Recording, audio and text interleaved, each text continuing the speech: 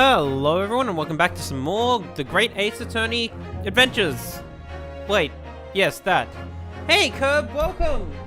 Time to take down the British Empire in the name of Gotham. Yes, indeed. You accidentally put a little accent on your I instead of doing the apostrophe. We're suddenly French with accents. Hold on, let me... Okay. I have no idea how that happened. That happens. Have you ever? Okay. When you type, have you ever tried like? I think it's like you press either it's like Alt and then like the apostrophe key and then a vowel or something. It adds an accent to it. I don't know if it's Alt or if it's FN or whatever it is. It's something. I haven't had to type with accents in a while. On Mac, I can just hold the key and then choose the accent. You know. Let me take my slim off so I have a bit more freedom of movement. If I need to put it on, I will throughout the stream. Apologies for that. But last time, we started the trial and I got distracted by a blood moon, which was really pretty last night. Unfortunately, there were a bit of clouds in front of it, but I still got to see it, and it's very nice because we're not going to see one of those in a while. I'm just gonna make sure everything's working fine. And we got to the first stop-off point for the trial. I'm starting a little late, so if there's another stop-off point mid-trial, I might stop there rather than trying to finish the entire trial today. But, at least this time, yes, we won't get distracted by the moon. That much I can guarantee you. I need to remember what happened. Oh, right. We were doing a summation examination. Why does that rhyme? I have considered the defense's counsel request for a further summation examination of the jury, and I've determined that the court must uphold the defense's judicial right to this procedure. How's the audio, by the way? Everything working fine? So, counsel, you will now proceed with your second summation examination. I presume the jury is ready, Mr. Foreman. We are, my lord. We are, my lord. Very good.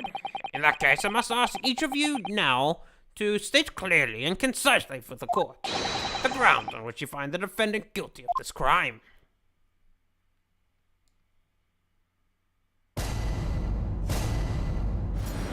I caught up so I can play alongside you once again. That's lovely. The accused left behind evidence at the scene, didn't he? Those 3 books of his. If there was some novel, alternative explanation about how the victim was stabbed, I might reconsider. Even if the woman throwing the books, even if the woman was throwing the books, it can't be related to this crime if the window was closed, can it? Mary me, it was only a little book, hardly life-threatening, even with a direct hit. Look, I just want to get this over with. If I don't bring home some pay tonight, I'll be in a tiny bit of trouble. Why are you here? Are you forced to be here for some reason?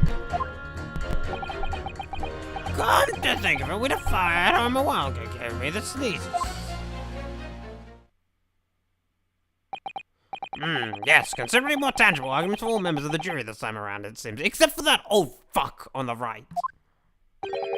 With one notable exception of... Oh, he actually is... He actually is saying it, that's funny. My learned student friend was unable to find fault in the previous witness testimony. So the court must accept the fact that it was indeed the accused seen fleeing from the scene. And moreover, no one else was even at the scene to commit the crime. Well, if the eyewitnesses are correct, it would seem as if the conclusion is somewhat set in stone.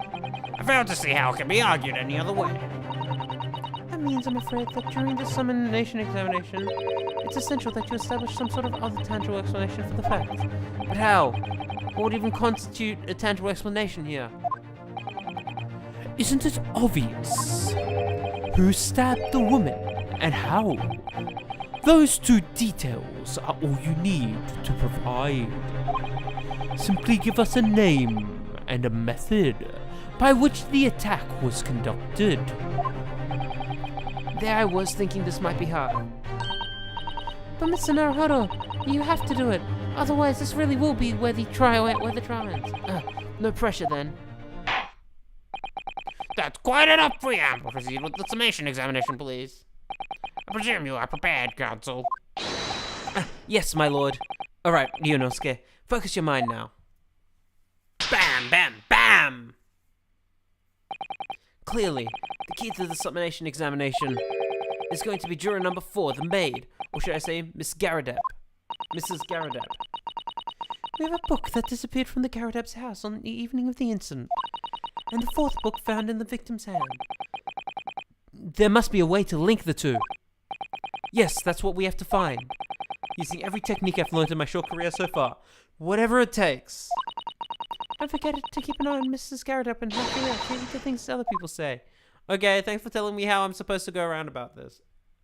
Go about doing this. Oh, the witnesses are in the back there. Neat. I didn't actually realize they had that happening. Okay.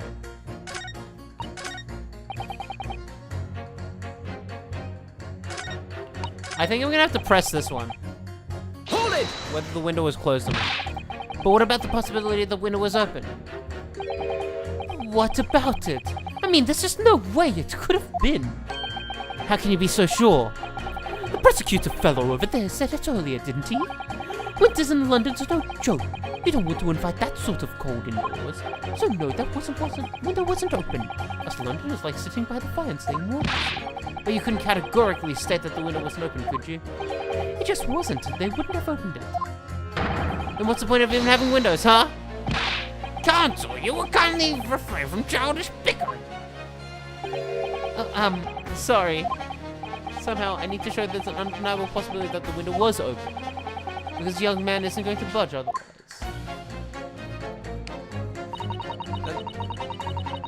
There was literally a fire indoors. Why the fuck would they not open the window to air out the place?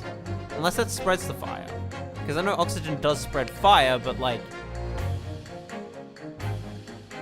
You don't want smoke in the house, right? Dearie me, it was one. Okay. The little book was on fire at the time, was it not? With flames of love, I'll have you know.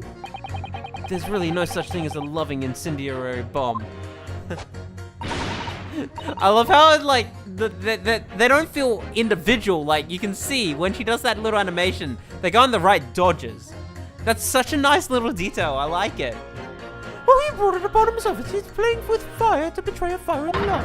Isn't it? Well, don't you agree? Well, any kind of betrayal is certainly a bad thing, yes. But I think the argument might have arisen out of your misunderstanding, Miss Garadep. Never you mind that. The point is, we were having a jovial little dispute, nothing more. I won't have any more to suggest there was anything whatever to do with this crime. Right, well, we'll see about that. But what about juror number 5? She doesn't seem to be turning her head, Mrs. Garadep's relentless onslaught. He's used to it. What a gentle soul he is. Oh. Oh no. Oh no. Are we proving that potentially she's been cheating? Oh god. Hold it! You just want to get this over with? How can you sit there and say something like that? A man's future is at stake here. Well, him and me both, and like I said before. What? Told you already, I'm a day laborer, aren't I? But I'm bringing home some readies with me tonight. You'll find me floating face down in the Thames tomorrow morning. What? You heard me. My missus isn't one to mess about, you know? Human fierce, I can believe you mean. Another shining example of marital bliss then. Just like this cropped up the other day. It was, well, you know, it's funny, but I can't quite remember. Sorry? It's too frightening, that's the thing.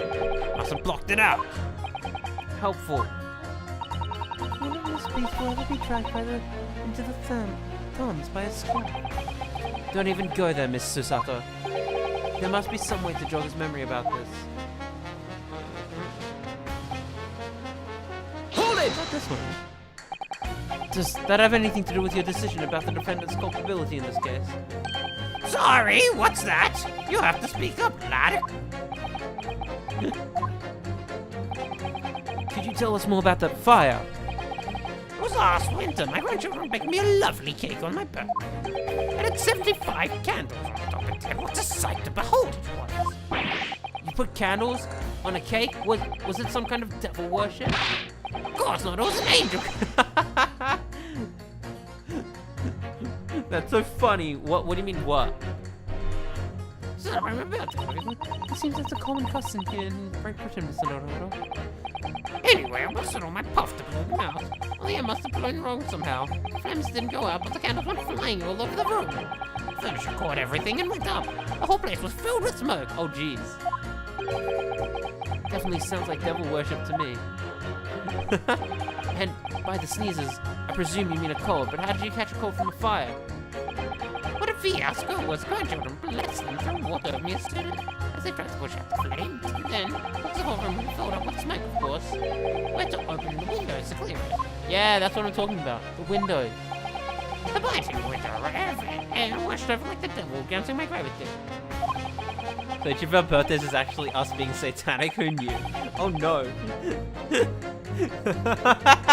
That's a funny thought, actually. It was a terrible call from it. It put me in the hospital for a while. I won't forget the birthday in a hurry. I knew it was devil worship all along. But something about this old man started playing in my mind for some reason. Yep, I know.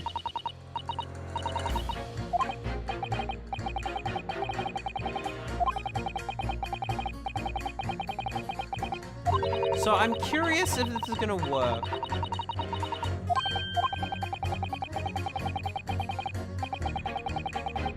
Just get no contradict. Okay, yeah, I think this is gonna work just based on that one line saying like, I don't need to find contradictions between the statements, but I should be able to, yeah. So, I think if I pit this guy against this objection, it'll work. Yes, good.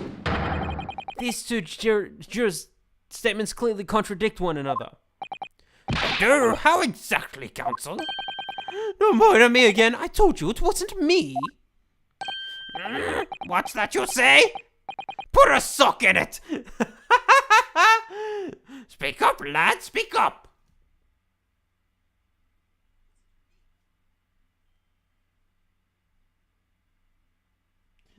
Oh my god, of course. Juror number 3, do you see? Oh, me. See what, sir? Did you hear juror number 6's account of his birthday celebrations last year?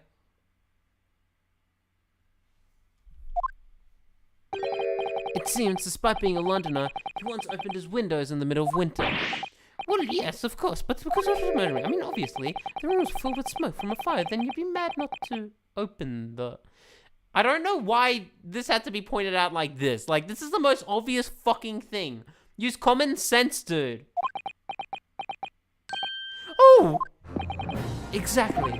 On the day in question, at the time of the incident, there was a fire in the Garadeb household. Mr. Garadeb had the following to say about it. The whole place filled with smoke. Oh my hat! Excuse me! Excuse me. Juror number 4, do you have something to say about that?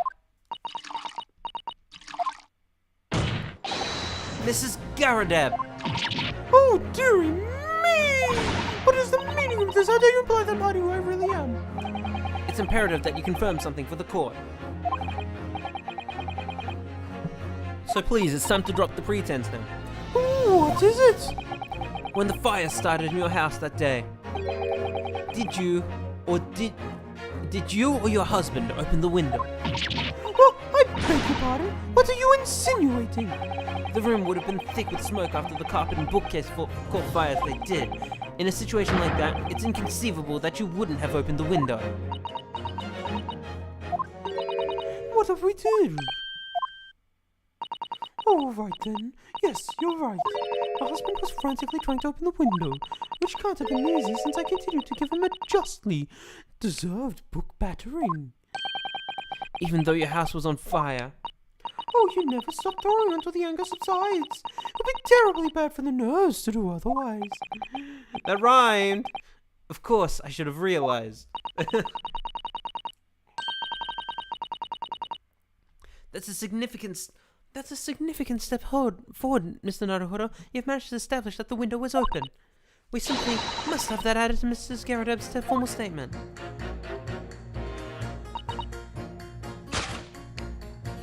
And then I do this. Objection! Hold it! Wait, what? Wait, did that not work?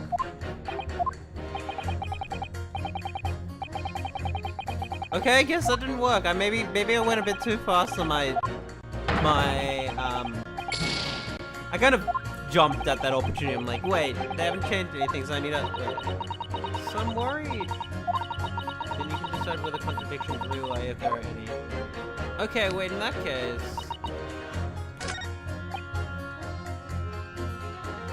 Oh, wait, why didn't that work? That's weird. Okay. Whoa, hold on.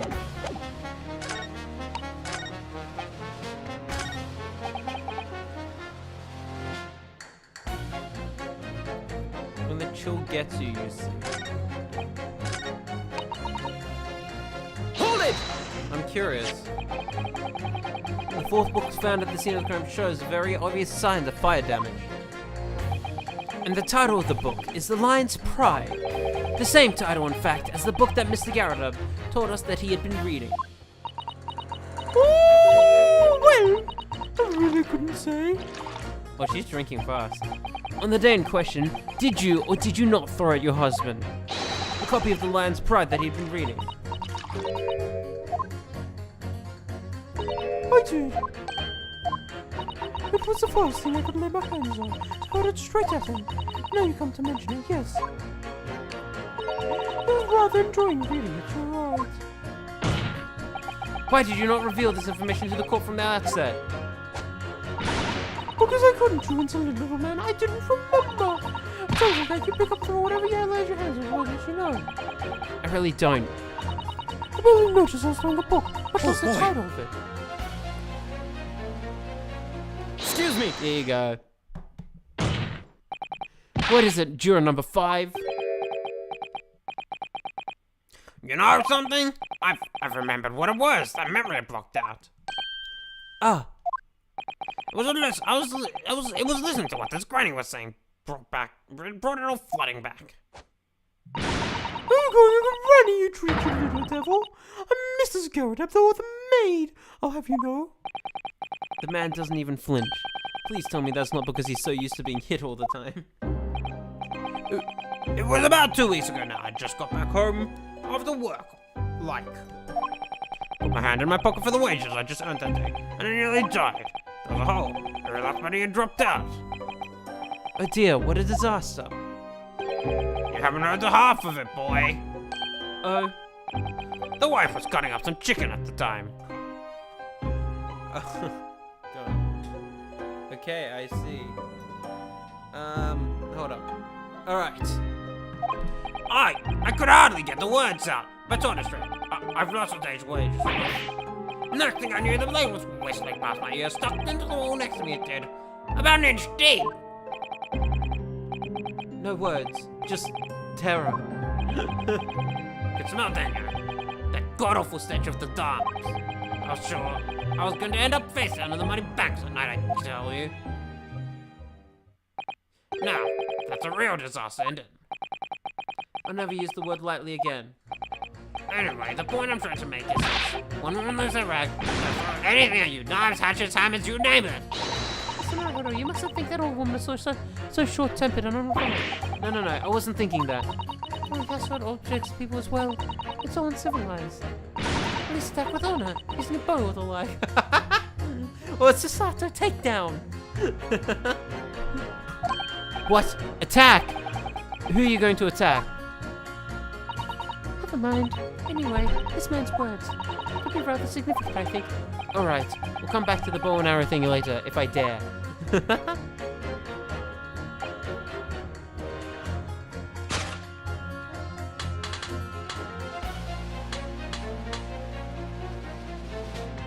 Objection!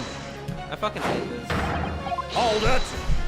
Do I have to keep pressing? Oh god, I'm doing so badly. I'm just like I said on my tweet, it's stupidity tonight. Okay. Fine. Fine. Hold it! Your wife really threw a kitchen knife at you. That's right, she was chopping me with it. Had a tiny edge on it, believe me. Still, it's all memories, isn't it? It started with that smile she threw at me when we were courting. And since then, the list of things she's thrown at me has grown along with our relationship. There's a cup, and a glass, and a pot, a kettle, a chair, a wardrobe, a cooker, a bathtub. Your wife must be even beefier than you. And things came to a head last week when she threw me right to the thumbs. Still, she's not so bad when she's calmed down. She's a little sweetheart, really. I'm so happy for you. You wanna know what I think?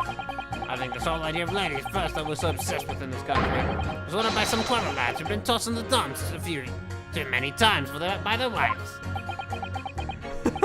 That's a very interesting theory. What a terrible thought. On the face of it, this juror statement just sounds like a really extreme anecdote. But I think it might turn out to be an extremely powerful weapon. A weapon I'd be able to use to make the jurors accept an alternative explanation here.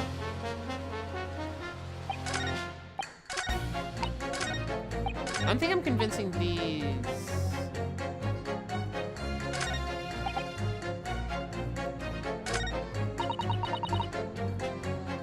No, oh, I see. No, I might be convincing her.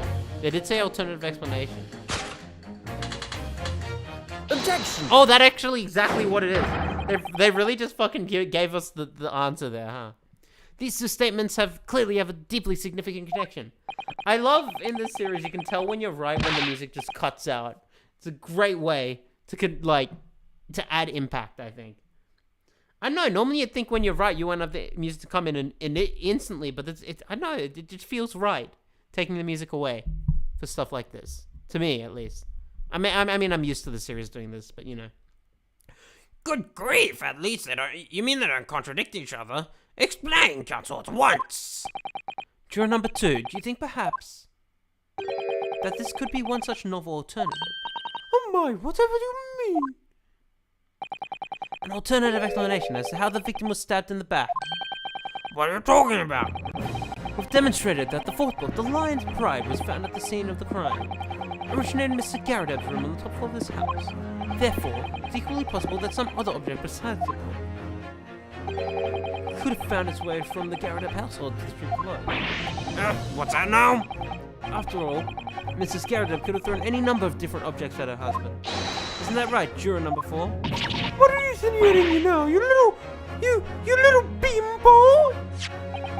I'm beginning to think that, ever since the true origins of the book came to light, perhaps he had a feeling this might be what happened. Now you listen here, you Eastern Gala. As a full man of the jury, I demand a straight answer. You give us this yarn about some other object making its way out of the house, but what? What is it? What was it? I'm really taking a big gamble here. That was a bold accusation to make, but I haven't any real evidence to back it up. But I'm certain that at the very least, this warrants further investigation. Alright, Mr. Foreman, I'll try to explain the defense's theory. The other object that found its way from the Garradeb household to the scene of the crime was... Take that! Juror number 4, Mrs. Garradeb. What now? I must apologize in advance for this. But I need you to confirm something else for the court. This knife. Have you ever seen this knife before? Oh! Good Lord, counsel, what on earth are you doing? That's a weapon lodged in the victim's back, man!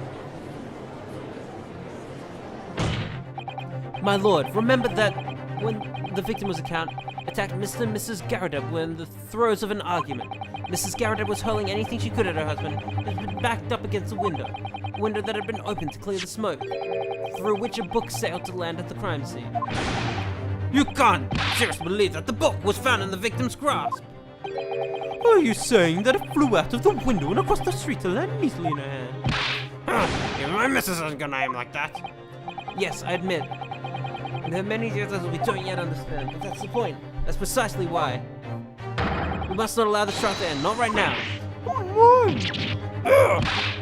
Mrs. Garadeb, your answer, please. Have you seen this knife before or not?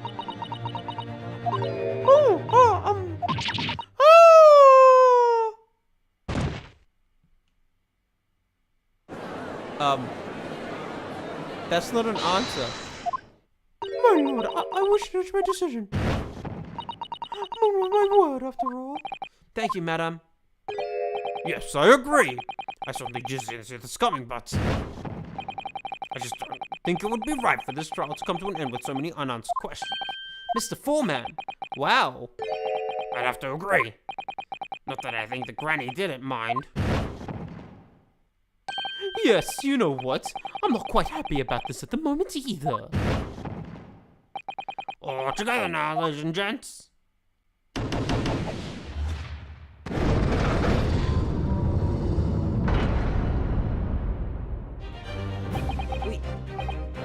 We did it. Well, congratulations, Mr. Naruto. That was not the voice I used for Sasato, but okay. So as a result of the defense summation examination, a number of jurors' leanings have changed. 2 jurors called guilty against 4 now calling innocent. Accordingly, the opinion of this court is divided. And the trial will continue.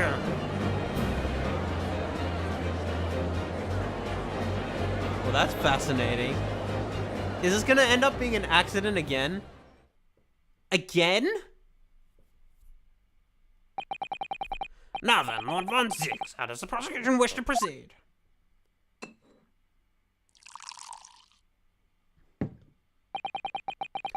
This trial is rapidly descending into a farce. He's gonna throw it. Like cork wine. The first few steps, I Missed that because I was holding down A. Whoops. The first few sips are bitter enough, but what follows is so repugnant. It's a good-for-nothing save the gutter. If I may, Lord Von Zix, the defense has just put no credible alternative explanation for what happened. Credible? Is that your considered opinion, Mr. Foreman? The defense's argument is a joke, to which I barely know how to respond. But let me start by insisting that you must all familiarize yourselves better with the relative positions of those places being discussed. What do you mean by that? What's his angle this time? It should already be more than apparent that between the crime scene and the Garadeb household runs a rather wide street, Briar Road. Which means the distance from the Garadeb's house to the scene is some, yes, 15 yards. Let me see, 15 yards. That's around 14 meters. 14 meters. Oh, that's a little farther than I imagined. And as you ladies and gentlemen of the jury rightly noted as having portentous significance, the 4th book was found in the victim's clutches. In other words, the smouldering book, wantonly held by the lady of the house, travelled some 15 yards to land on the opposite side of the road, neatly between the collapsed victim's fingers and thumb. Is that your final conclusion, my learned and deluded friend? Okay, this is kind of silly because there's a few things that I don't think we've established yet. Let me just check the let's see. Yes, so there's 2 things that haven't been established in this that put holes into this little theory, right? 1, that the book was thrown after the knife and she didn't see it fall down and pick it up on her own, right? That's completely plausible. I don't know why we're questioning that. 2,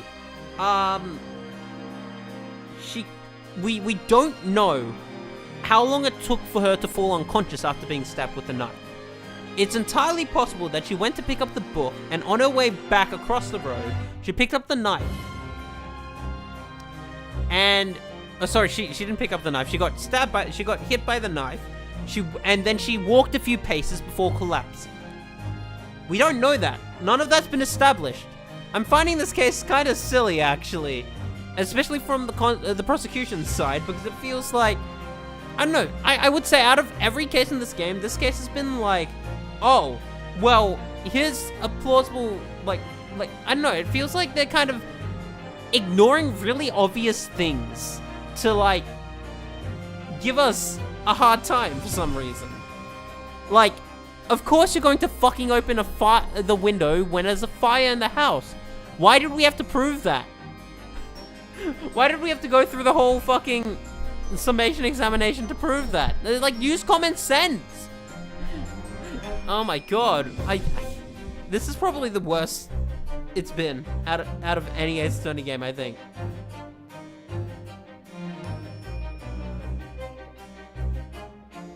It just feels like there are very obvious things I could say to just rebut those points. But I have to go through this whole process to do that because the characters are either dumb or aren't using common sense, you know? And did the jackknife follow a near identical trajectory to plunge into the middle of the victim's back? This fantasy is somewhat stretching the notion of having a bad day for the victim, I think. Even those pathetic serialized detective stories have more believable plots. God, yeah, this is kind of silly to me. There's so much you can say to that. What the fuck are you talking about, Naruhodo? Oh my god. Sorry, this what Ace Attorney games do sometimes do this, and it bugs me. When there are like clear things we could still talk about that there's no way to prove it effectively either way yet. That prosecutor loves the sound of his own voice. Mr. Sato, serialized detective stories are pathetic, aren't they? How dare he? Maybe let's pick up battles here. My lord, might I be allowed to speak? As your decision, you may speak for the defense, yes. Go ahead. The prosecution may consider the idea of fantasy. What the defense has postulated was believable enough to persuade the jury to change its meaning. And as such, the court has a duty to explore this alternative explanation as thoroughly as possible. To that end, juror number 4, Miss Joan Garadeb, must be called to testify and submit to cross-examination. Saints alive! A cross-examination of a juror. A juror? Order! Order! Order! Well, this is highly irregular. It is unprecedented for the member of the jury to be summoned to the witness stand. Objection!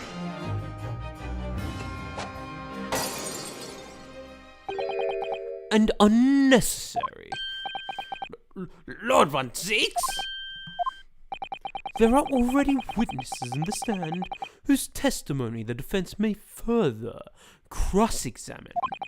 If my learned friend's partial theory has any truth in it, then both a burning book and a jackknife must have flown through the sky before this couple's eyes.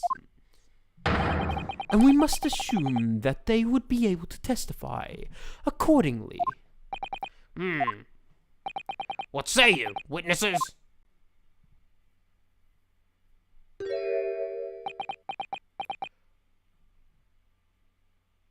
Ooh. Okay, sorry, I had to yawn for a sec. Yes, sir! Constable Rowley Beat, report! Oh, wait, hang on. Constable Rowley Beat, reporting for duty, sir! Well, good morning, officer. Sorry for dozing until now. Sir! I haven't slept for a month on account of a villain who's appeared on my beat, sir. Oh, they're so heroic, these London bobbies. Patricia, my darling, been neglecting you, but no more. Oh, Rolly, my hero, you make me swoon. I do really like the characters though. They're quite fun. Very well, I hereby reject the defense's request. And order the witness and the stand to testify again. State forthwith before the court any details pertaining to the defense's alternative explanation of events. Yes, sir! Get to actually cross-examine this guy now. It's great. Constable Beats report. This case has nothing to do with Mrs. Garrett. Believe me, London Bobby is good for his word. You see, sir, the windows on the top floor of the Caradeb are top hinge casements. What does that mean? What does that mean? Obviously, if anything had been thrown out of the window, you would have seen it. I did leave the scene to go and fetch help, but trusty Folly was to make sure nothing was disturbed. I didn't take my over at this crime scene for one moment, sir. Nothing strange to report on that front, sir. Good morning, Professor. Nothing to report. Wow, this is quite startling. Top-inch casement windows. That detail was not in the police report, Constable. Oh yes, I'm sorry about that. I must have been a little drowsy. You cannot excuse your sins with drowsiness every time, Constable. No, sir! Sorry, but what exactly is a top hinge casement window? And you cannot excuse your ignorance with such remarks, my learned friends. Of course, sorry. I found it, Mr. Naruhodo. Cast your mind back to the windows in Mr. and Mrs. Garadeb's room. Alright, I'll try. So the window opens in order to allow air to circulate inside the house. But as it's a top hinge case window, it swings open along the upper edge, you see. I'm glad you've rectified your ignorance. A casement window's most prominent feature is its stay, a metal bar which prevents the window from being opened beyond a certain amount. It prevents it opening. This is all news to me. Absolutely correct, sir. In other words, if a book or knife were to have been thrown through the open window, it would have clattered against the pane and fallen straight down to the pavement window. No.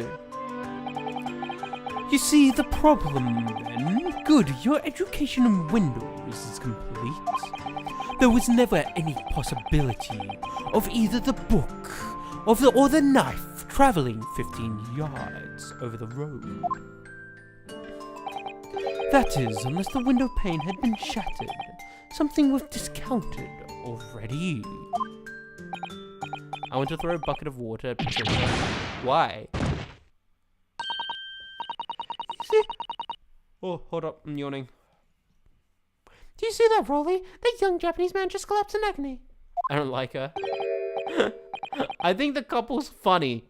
It's a good pairing, honestly. Doesn't mean I like them as individuals, but I think it makes it for a nice dynamic. Oh yes, my darling, I saw it. I saw how he crumbled for me. Oh, Rolly, you're so strong. How's this happening? I haven't even started the cross-examination yet, and already my argument's been destroyed. Counsel, if you could drag yourself upright again, the court awaits your cross-examination. My lord, good. Another desperate situation.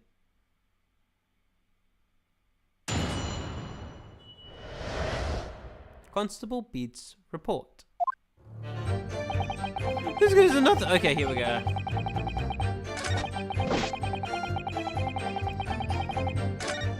Okay.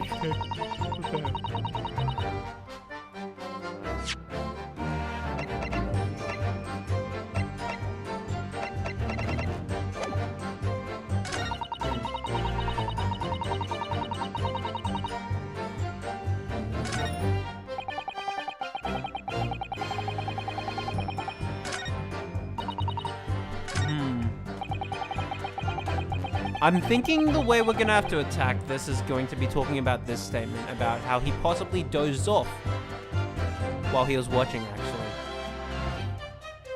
Though, honestly, I don't see why that would be relevant because there wasn't anyone else around anyway.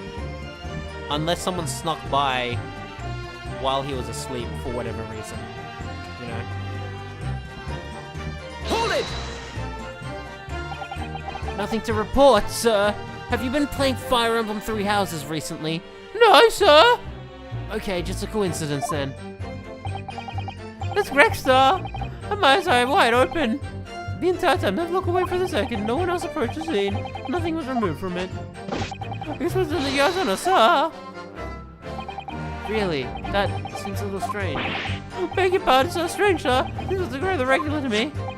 This burnt copy of the last product was originally in the Garrett household. So the question remains, how did it find its way to the hand of the victim? Can you shed any light on that, seeing as you were all at the scene of the crime the entire time? Oh, could it be a different copy, sir? One that just happened to be burnt as well. Even if that were possible, why would the victim have been gripping a book like that in her hand? As you can see from this photographic print, she had a bag over her shoulder. Whoa, sir, that book was just in the lady's hand from the moment we arrived at the scene. Is that so? There's something about this statement that's not sitting right with me. It's too mysterious of how that knife ended up in her back, and how the book ended up in her hand. There must be some common thread between them. It is that statement. I'm so sorry, Mr. Naruhodo. I had no right to speak out. What do you mean? I requested the cross-examination of this character without consulting you. Even the judge did deny me. Oh, I see. Well, I agree with you. We do need testimony from Mrs. Garradet, if we're ever going to get the truth out of this matter. Do you really think so? Well, think about it. No matter how far it is across the road or how that window opens, Mr. Garradet's book found its way to the scene of the crime somehow, didn't it? Indeed it did. You're right. And then there was Mrs. Garradet's reaction to me showing the knife. The woman's hiding something. I'm sure of it. You're right again. We need to use this cross-examination to uncover more clues. We'll get to the bottom of this one way or another. I swear. Yes. Yes. Okay.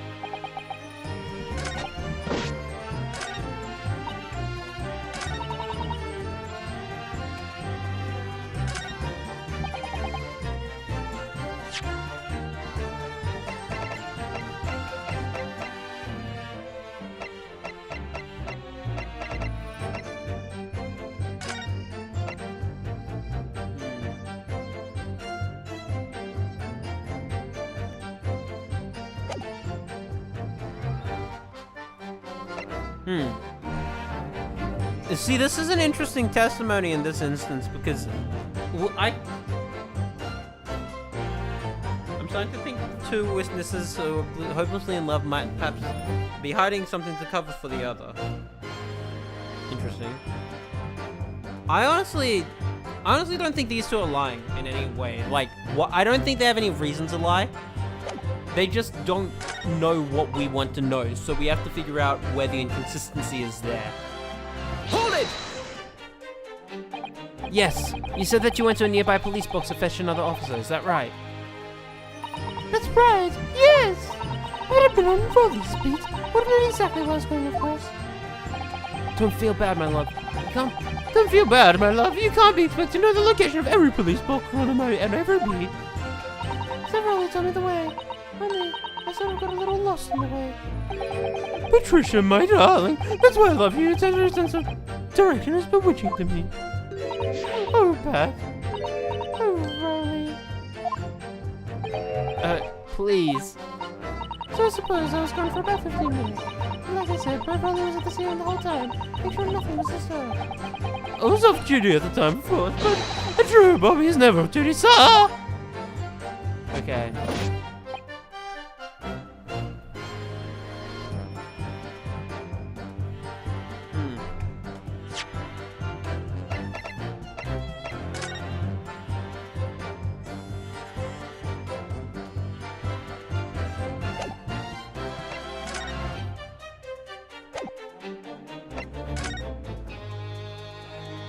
Yeah.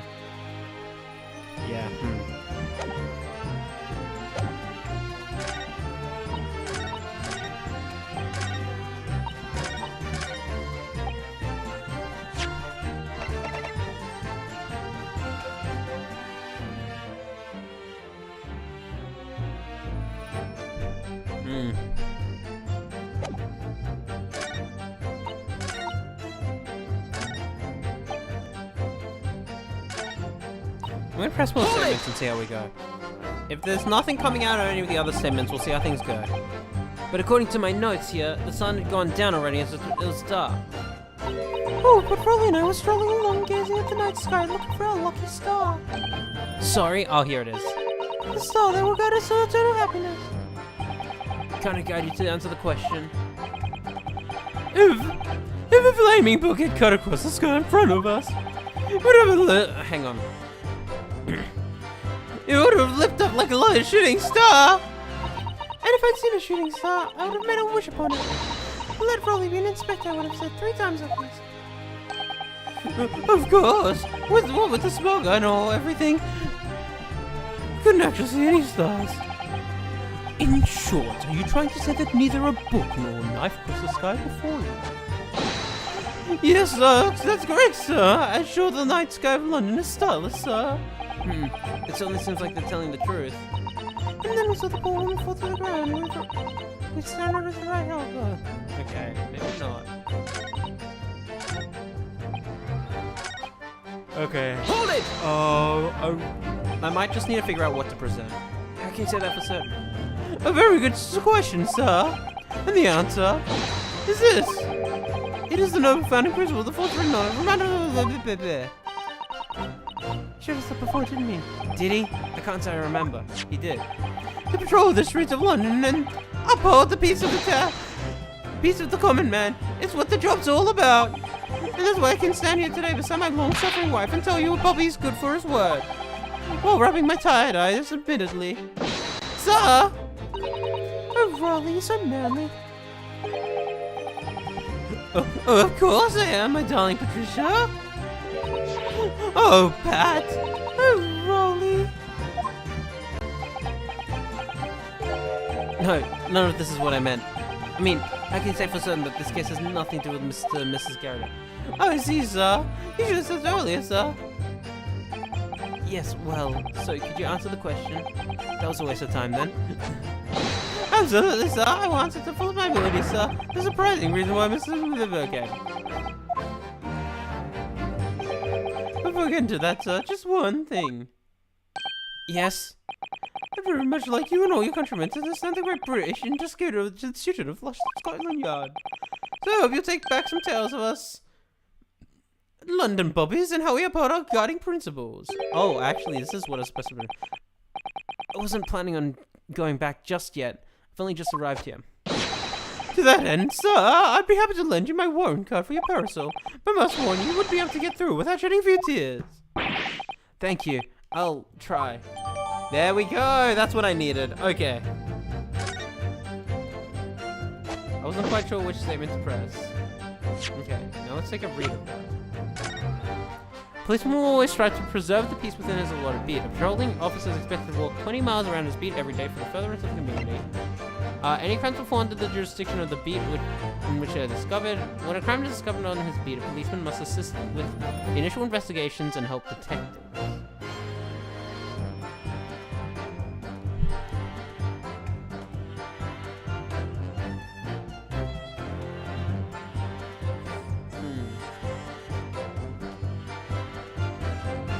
I found the way forward. I won't say, obviously. I think...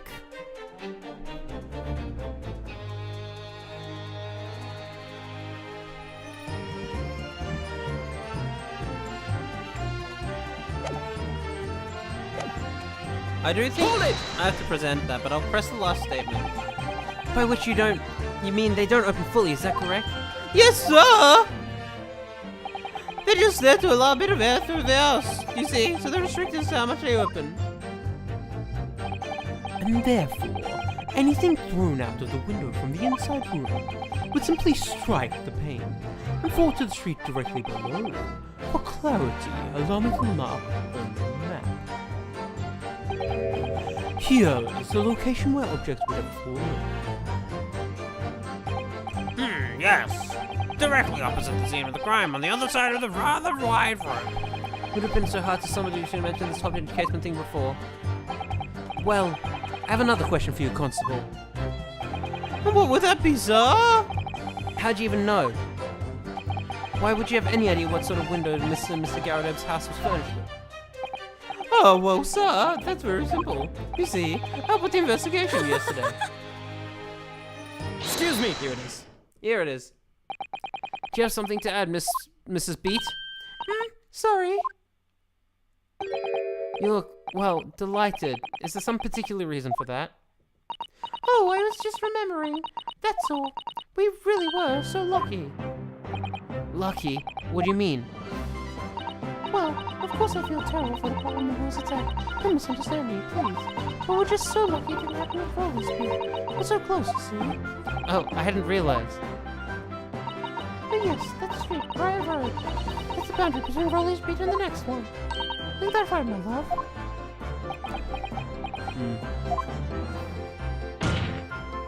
Constable Beat. Oh, yes, that's right. The reason I was helping out was interviewing the occupants of the Garrodeb household yesterday. The house was on my beat, you see, sir. That really was cutting it close then. Constable, I wonder if we could clarify something. If the Garrodeb household is on your beat, does that mean the pavement next to it is as well? Outside Mr. Garrodeb's house? Yes, ma'am. The pavement on that side of the road is part of my beat. I see. I was unaware of that. Just think, if the one had been attacked just on the other side of Priory Road, we'd never been able to go far for that meal to celebrate our wedding anniversary. But that's a life from a Bobby after all. Extraordinary people out, Bobby, tirelessly working for the benefit of all Londoners. You know what I think? I think it was the good Lord who ever rewarded me for all his hard work. Don't you think so, my darling? That must be it, my love. That must be it. I think perhaps we should make sure we have that information officially on our record. Leave it to me, Mr. Naruto. I'll take care of it immediately. I see. That's my turn, I think. Can I ask you something? Please, Mr. Lawyer, sir. Oh, yes, of course. What is it? You're doubting us, aren't you? I can tell. Okay, I was just pressing all the statements I was supposed to do. Gotcha. What? I wasn't really. I mean, what's she doing? Please, just because I'm a woman, it doesn't make my testimony any less valuable. You might just see me as the wife of a policeman. I'm a woman of my word, I am. I really don't remember ever suggesting that I doubted you. No excuses, I don't want to hear it! My voice would be heard! My lord, you'll let me speak, won't you? Yes, Miss Beat. I will allow you to supplement your testimony if you wish to desire. Is insufferable. Sometimes about the at least for this is just a sage one. That was a very loud mutter. I heard that! That Japanese man thinks a policeman's wife word is counts for nothing, does he? Well, watch out, sir. I might let you get away with something like that, but Rolly won't. Duly noted, Mrs. Beat. Please, I humbly ask you to continue. What could she be possibly about to say, I wonder? I know what I saw. My eyes never let me down. My sense of direction's a little off sometimes, though.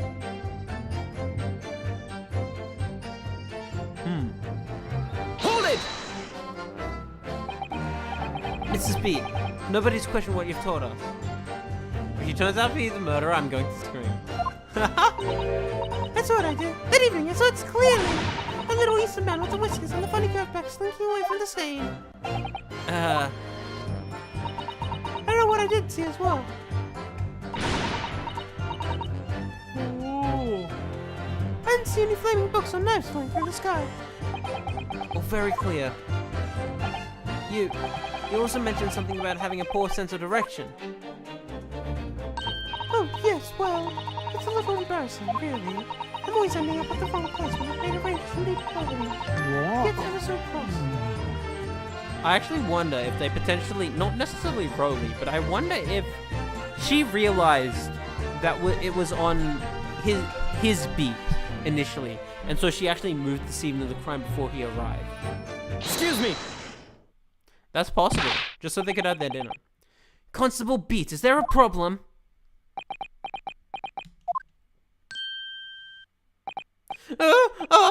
No, sir. No problem, sir.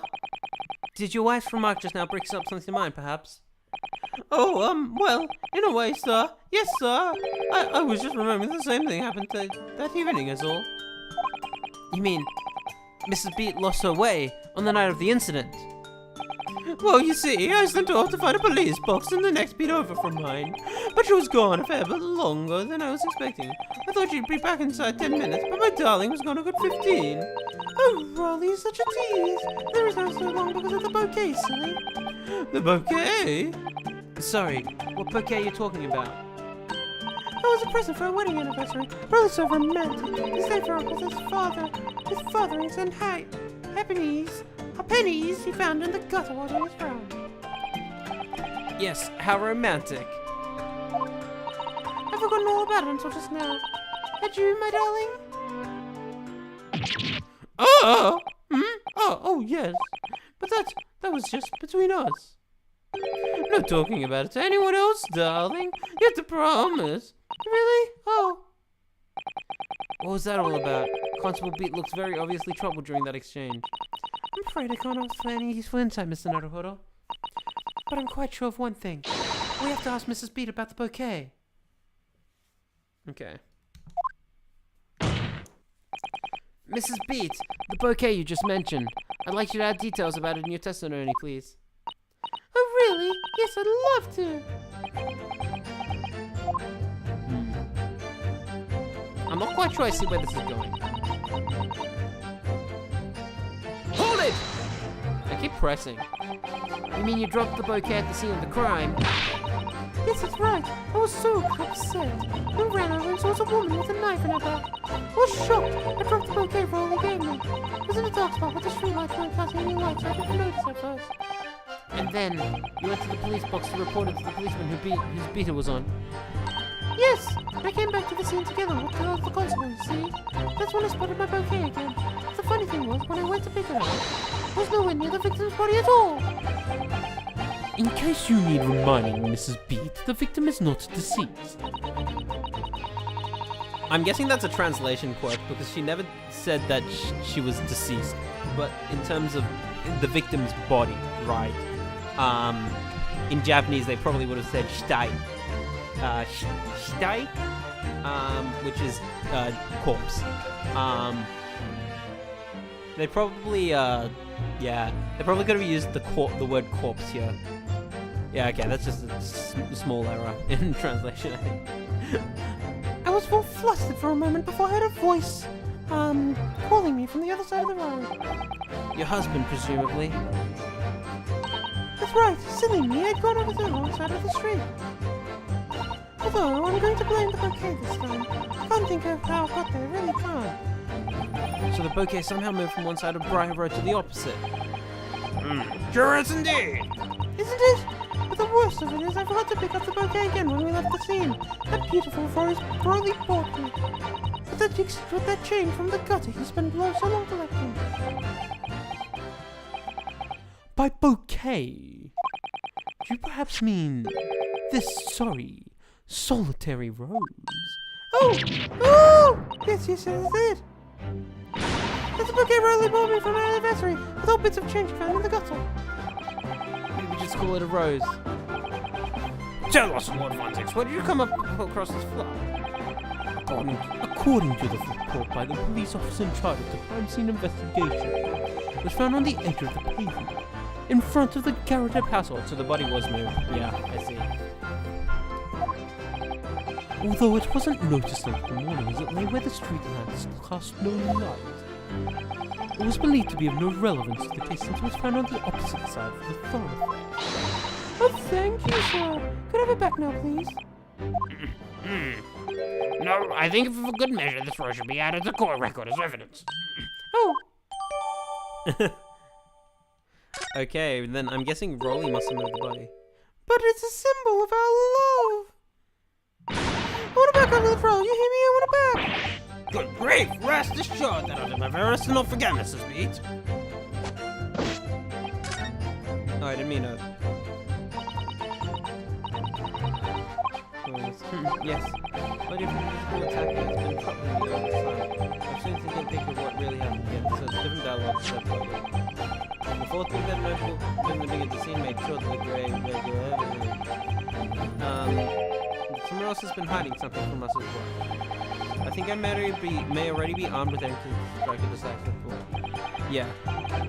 The whole truth. I think what happened is the book got thrown, it fell down, the victim bent down to pick up the book, and then the knife fell down and stabbed her in the book back as she bent down.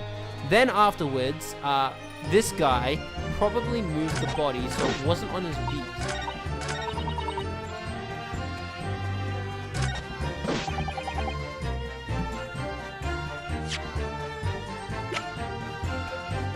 Objection! There we go. There we go. You claim, Constable Beat, there was nothing to report in the 15 or so minutes you were guarding the scene. But that cannot be. What? What do you mean to say? In your testimony just now, Mrs. Beat, you explained to the court that when you arrived back at the scene of the crime with the policeman assigned to that beat, the bouquet you had dropped to the victim's side was no longer anywhere nearby. Objection!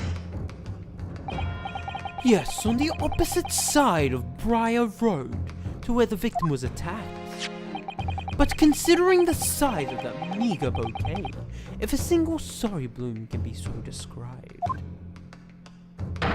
no doubt it was blown to in the wind across the street, back into the gutter where it belonged. Objection! But if that were the case, why did the Constable Beat not testify to the fact? Oh. No one else approached the scene, and nothing was removed from it. Constable Beat swore to that on Scotland Yard's honour. But the bouquet belonged to me. It has nothing to do with the case. That's why Rowley didn't mention it, I'm sure. No, because sadly, it's not only your bouquet we're talking about here. More than one thing in this case is mysteriously the wrong way around. What are you talking about? Think about it. Besides Mrs. Beat's bouquet, there's Mr. Garrodeb's book. Mr. Garrodeb's copy of The Lion's Pride, which was thrown out the window by his wife, would have struck the pane of the casement window and landed here, on the west side of the street. And yet, it was actually found here, on the opposite side of the road, in the victim's hand. Meanwhile, according to the testimony we've heard, Mrs. Beat's bouquet should have been dropped here at the scene of the crime, on the east side of the street. But in fact, it was actually found here, on the opposite side of the street, of the road, in front of Mrs. Garrodeb's house. There's no logical explanation for those things, unless somebody deliberately moved them.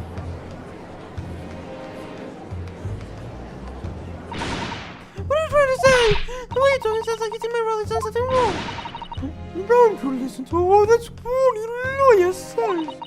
What do we want about books and bouquets? Why should we care? That's nitpicking, that's what it is. My cat's come over, maybe she committed the crime. You know, we still haven't explained the cat in Natsume's room. Good. Mrs. Garrodeb's coming round. Oh, I'm tired. You might call nitpicking Mrs. Garrodeb, but deliberately meddling with the scene of the crime is a criminal offense. It's called, tampering. Mr. Naruhodo? But the person responsible for this tampering cannot admit to it for a very subtle but compelling Objection! Tampering? You've barely heard the term before. Tell us, my learned friend, who could have possibly had cause to carry such an elaborate deception? Yes, there's someone who tampered with the scene of the crime that evening. All the evidence and all the testimony points to that one particular person. Counsel, I must demand that you substantiate this conjecture. Who are you saying is responsible for tampering with the scene of the crime? Take that! There we go. Obviously, there's only one person it could have been. Constable Froley Beat, it was you. What? A policeman? Member of Scotland Yard? What nonsense? Why would we really do something like that? There's no word straight to my husband. Nobody works more tirelessly for the people of London. Mrs. Beat, you said in your testimony that your husband asked you to go to a nearby police box to fetch your officer in June. That 15 minutes that you acted is the only opportunity that anyone had to tamper with. You're making it up. It's all nonsense. It's all lies. What about the Japanese man with the whiskers? I bet it was him. Objection! If that was true, Constable Beat would have seen him do it. Oh, And forgive me for pointing it out, but when you dropped your bouquet, Mrs. Beat, hold up. It was after the defendant had fled the scene. oh, well. Okay, let me get my sling on again, if you don't mind. I'm just gonna make a bit of an adjustment in the middle of the scene. Okay. Okay.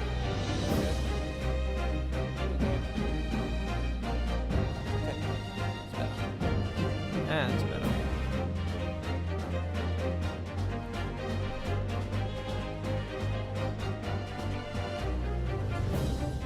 Okay.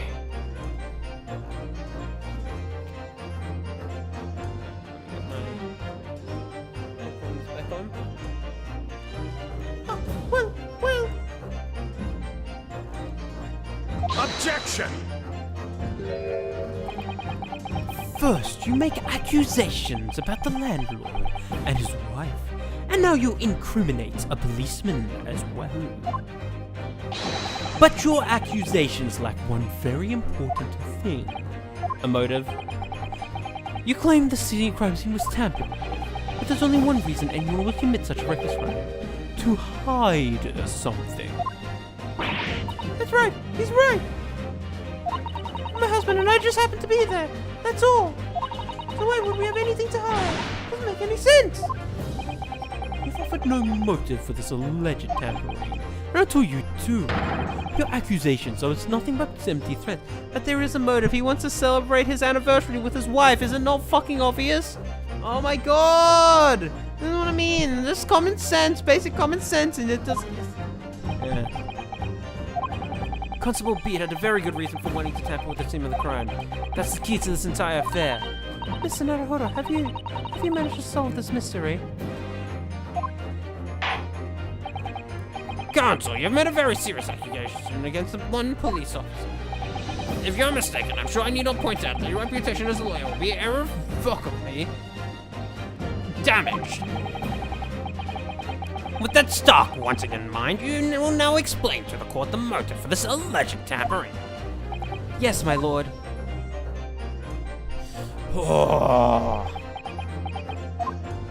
Constable Beat's motive for tampering with the crime scene was to hide where the victim fell. Where the victim fell to the ground. That's what his Bobby had to cover up at all costs. What? Where the victim fell? You mean where she was attacked? What are you talking about? We were told you at the very start, didn't we? In the payment of prior road, we saw it happen, remember?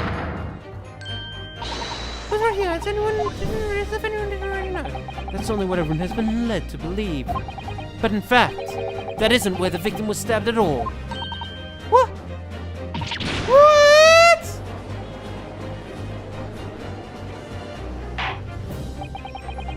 I'm beginning to wonder where this tumultuous trial will end, counsel. If that's your assertion, then the court is dying to know, my Nipponese friend. Where are you proposing that the crime actually took place that evening? Take that! But that's... On the opposite side of the road. I don't understand. On the evening in question, Mr. Garadeb's book fell directly down from the open window above. Your bouquet, Mrs. Beat, never moved at all. What did move was the scene of the crime itself. Good gracious! Objection! Perhaps you haven't been listening to the ample testimony the court has heard. But these witnesses both saw the witness of the moment the attack took place. That's right. I saw it. With my own eyes. It was 5 o'clock in the evening and already dark. There was a typical London fog on the ground. When you saw the incident unfold and ran to the victim's aid. That was actually on the west side of Briar Road. No, that's not true. It can't have been. Constable Beat then arranged for you to be absent for a while by sending you for help. And during the 15 minutes you were away, he transplanted the crime scene. He moved the things that shown in this print. The victim herself, the 4 books, moved everything in fact to the pavement on the east side of Briar Road. Extraordinary! But the constable overlooked one thing. What? What did he overlook? The bouquet, I presume. Exactly. The prosecution told the court a few minutes ago about the discovery of the rose bouquet. Lord Van Ziek said it wasn't noticed until morning. It lay where the street lamps cast no light. Yes, it couldn't be seen in the dark, obviously. Which is why only the bouquet, that was found in its original position on the pavement on the west side of Briar Road. And that is the defense's theory about what really happened in the evening. How do you respond? Constable Rolly Beat.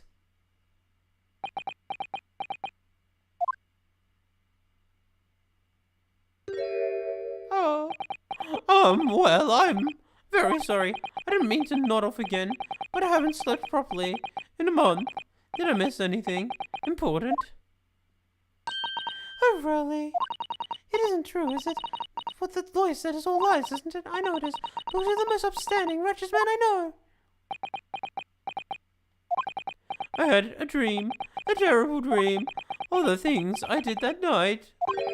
Everything come out. Everything exposed. Only it seems it wasn't a dream at all. Good golly! Oh, the scars are connected. Ora, ora! Ora! What on earth is the meaning of all this? Oh, Rolly, why? Why'd you do something like this? Moving the corpses is a criminal offense, isn't it? Wishing the victim dead should be one too. Constable, explain yourself. Why would you do this? As a respected man of Scotland, you do to protect the good people of London town. I can't say, sir. What? I really am so sorry about all this. For damaging the Yard's reputation. For everything. Because he wanted to go to dinner with his wife. Because if it was on his beat, he'd have to do the investigation.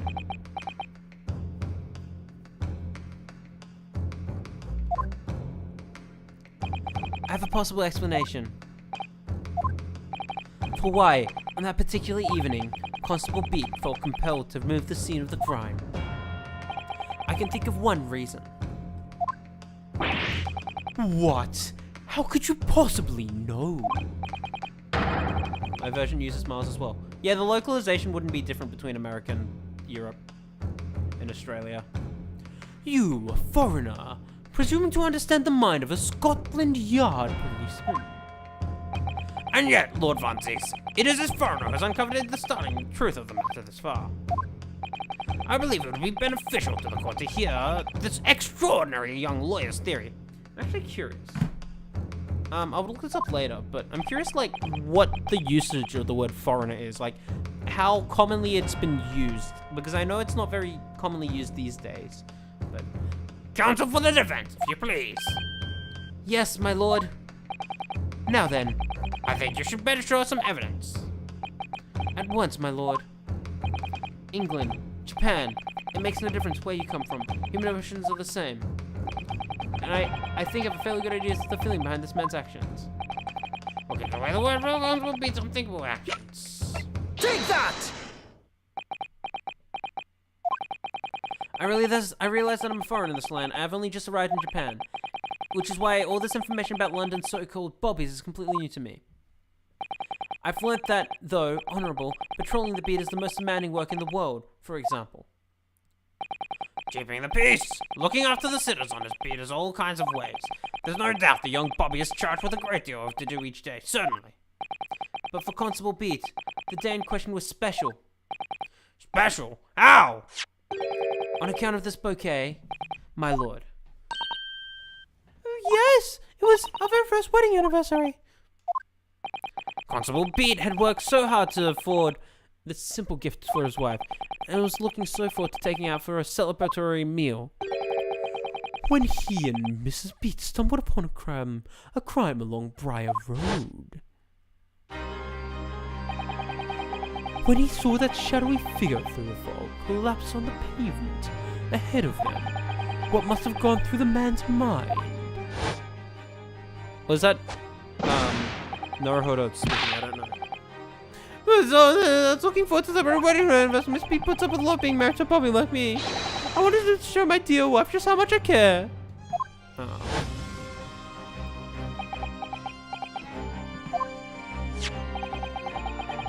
This is the warrant card that Constable Beat offered to lend me earlier.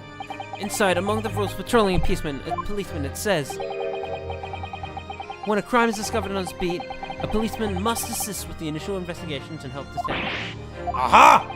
Constable Beat. Is that not the reason why you moved the whole scene of the crime that day? Yes. Everything you said, it's all right. So that's it. It was all to do with the boundary of your beat. Oh! Exactly. Summarize. The incident actually occurred on Constable Beat's beat. God damn it. These fucking names. Beat's beat. Good gracious! Constable, do you realize the gravity of what you've done?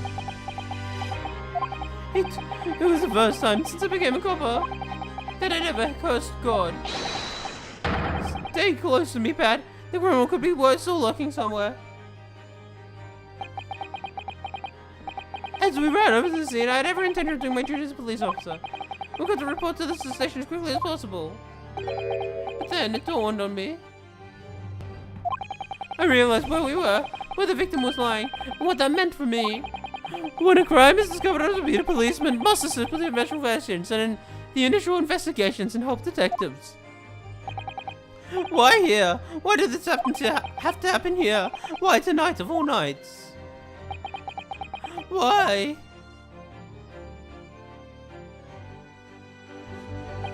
It's a copper's job to guard the scene of the crime, so I thought Pat she'd have to go to the nearest police box and fetch whoever was on duty there.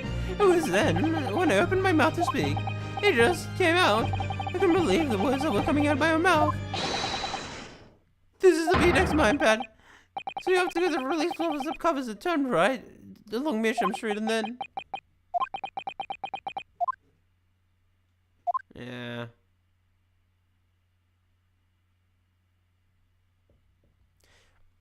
I wonder if the trial's even going to go on then, because that means we've kind of sold it, right? Oh, I guess we have to prove that the knife belongs to Joan, but how hard is that going to be? How long is that actually going to take? You know? Mrs. Garadeb, I should say.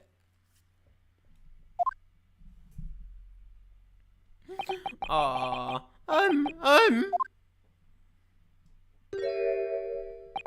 That's not what I meant to press. I meant to press the screenshot button. I feel really bad for him, yeah. I'm sorry. I'm so sorry.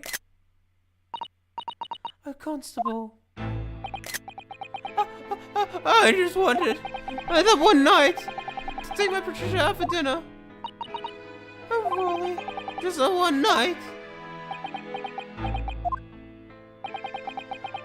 You knew that if the incident was on your beat, your evening of celebration would be ruined. And so you decided to move the entire crime scene outside your jurisdiction, just across the street, to the east pavement of Briar Road, which falls under the neighboring beat's care. You see, I thought for the victim, this for sure. I was sure the victim was dead, you see. I beg your pardon? Oh, of course he did. Otherwise, my brother would never have left the poor woman on the freezing cold pavement. Ah, I see your meaning now. The girl got me back from my sins, didn't he? That's why I missed the rose I heard from Paul's back. Oh, not really. That was my fault. I should have never dropped in such a dark place. I'm so sorry, Raleigh. And can you tell us, Constable, how many books did you move from the one side of the road to the other side of the road?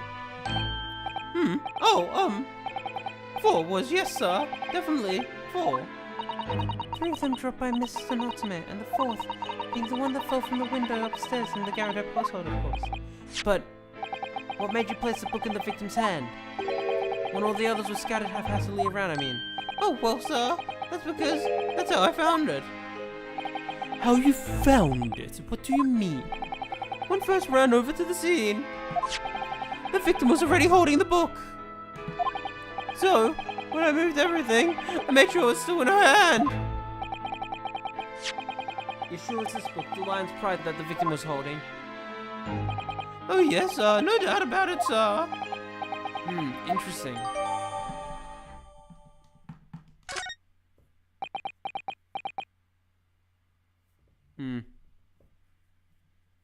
I can already see how this crime went. It's not even a crime, it's an accident again. Nobody died at the current for the time being, so it's probably okay. At least, yeah. Oh god. Why are there 2 accident cases in this fucking game? I thought it was an open and shut case at the time. You see, there were only the 2 people at the scene. And Pat and me both saw what happened. However, whichever way you looked at it, it had to be the fellow who ran off who'd done it. I thought. I couldn't see the harm, really. I didn't think moving it over to the road would make a jot of difference. I suppose this is for me. This is it for me now. I've had it. My lord. Yes, Lord Von Six. I believe that concludes the cross-examination of the witnesses. Constable, you may withdraw. Yes, sir! Mr. Prosecutor, sir, what will become of my Raleigh? What happened to him? For now, you are free to go home. The police will contact you in due course. Please, don't punish my husband. This was all my fault. It's because I'm always moaning at him for coming home late. Leave it now, Pat. Let's go home. I'm tired. Aww. One last thing, Constable. Sir! Let this be a lesson to you. In a criminal investigation, every detail matters, however insignificant it may seem to you. Yes, sir! Carve that lesson into your mind. And never again make the mistake of tampering with the scene of the crime. Oh, never again, sir. You mean to say? Leave now. This trial's not yet over. Oh, that's not good. Sir! God, these cases make these characters so fucking lovable. Even if they're just the fucking random things. Oh my god. I just noticed how funny Von Zieg's sound appears compared to the cartoony statues of them. That's true. I mean, I noticed it on the box art. Actually, that's Justice behind him. Where is Von Zieg? Alright, yeah, he's like in the top right, looking very evil. And I'm like, wait, is that fucking like the criminal of this game or something? Like the big mastermind or something? Or is the Justice the big mastermind? I don't know. Just based on the box art, it's funny. Anyway, Who thought of that body transplanting the entire stream of crime like that? Indeed, my lord. Nevertheless, there's some immutable facts here. Principally, that the accused, Mr. Soseki Natsume, is how he'd probably said. is the only person who could have possibly committed the crime. Objection! No, I disagree. Now that we know the true scene of the incident, there is someone else. Another person who could be responsible for the knife in the victim's back. Forgive me for being presumptuous, but I believe the prosecution is probably well aware of this possibility already. Lord Von Zeeks, is this true? Very well. Name the person, if you will, and a further investigation is warranted. The prosecution has no objection to the trial continuing. I get Black Hole. I do get Black Hole vibes from it as well. You and Anderson supposedly could have perpetrated the crime. Very fucking easy. Take that! Unfortunately. The defense would once again like to request a cross-examination of a new witness, my lord. Once again? My assistant made the same request earlier. In order to finally reveal the truth about this case. It's imperative that we cross-examine juror number 4, Mrs. Joan Garadep. Me? Oh, dearie me. Objection! That request has already been denied! Objection! I don't know where that voice came from. But the situation is very different now. Mrs. Garadep, answer me this. What do you want now, you little toad? At the time of the incident, you engaged in a violent argument with your husband, Mr. John Garadep. In the course of the argument, a minor house fire was ignited, and to clear the smoke from the room, your husband opened a window that looks out over Briar Road. Oh, what of it? You threw this book at your husband when he was cornered with his back against the window. Upon striking the pane of the top hinged casement window, the book plummeted directly down, finding its way to what we now know to be the true scene of the incident.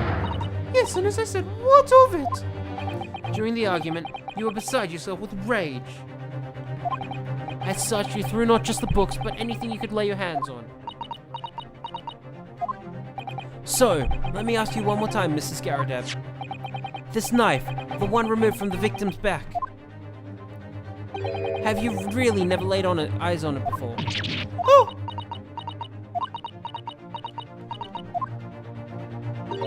I don't recall it. Oh, fuck you!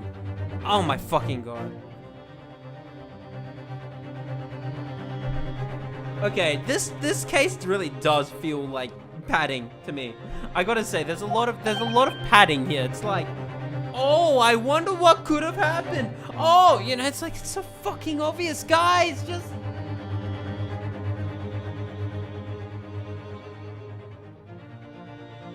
Oh god, this is probably the low point of this game, I gotta say.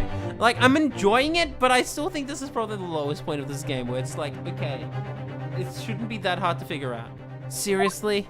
Am I supposed to remember everything I picked up and threw at my husband? And anyway, the man over there is... in all that regard is that the members of the jury didn't testify, didn't he?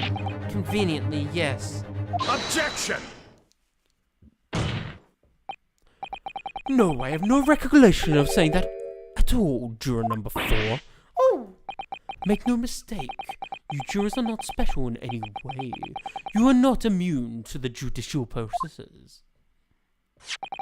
If you know something about this knife, madame, let the truth come out. But that's just a common old gun, man. Could come from anywhere. We have several like that at home. If one went missing, how would you expect me to know? What's that? Are you joking? What are you saying? Please, Miss Garadep. Now you listen to me. I refuse to believe all this nonsense. I couldn't bear the thought that I'd injured someone. Do you hear? Quirky man with random crash phrases appeared out. No, a lot of this doesn't really correlate to what happens and stuff. Yeah. Oh my god, it's so fucking... Yeah. I don't have strong feelings about who we are defending. I have strong feelings about him because he's fucking Natsume Soseki. Why is he characterized in this way? Natsume Soseki is a historical author. Like, his book Kokoro, and that's why the chapter's named Kokoro, right? His novel is pretty much studied in every single Japanese curriculum in schools. I don't think that you'd find, this style of writing is totally not annoying. I don't think that's actually how he writes in, like, the book. I wonder how it was localized. I wonder if, like, the way he speaks is actually more reminiscent to his style of speech in Kokoro, in the original Japanese script for this game. And they had to localize it in a specific way, right? I can bear the father. Okay. Oh, the poor woman. So, yes, I want evidence. I want to see hard evidence if you insist this be my fault. You're going to have to prove to me that I threw that knife if that's what you think. Come along now, chop chop. Do your worst. Well, Mr. Naruhodo, if I had evidence like that, believe me, I would have thrown it here at her already. Then take the stand, juror. Oh!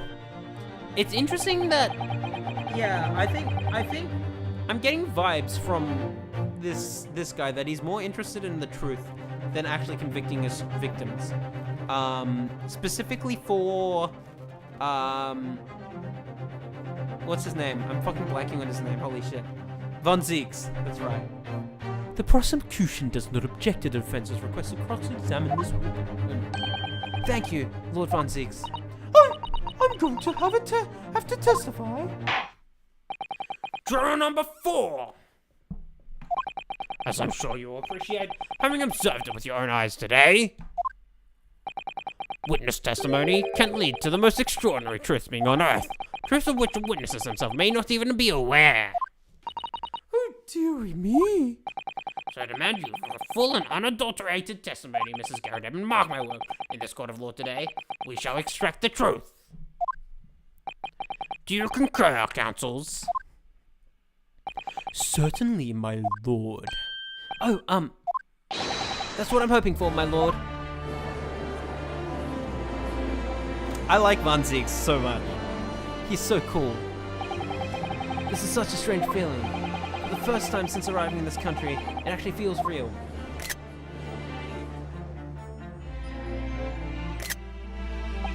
I'm here, in the Old Bailey, and I'm a lawyer.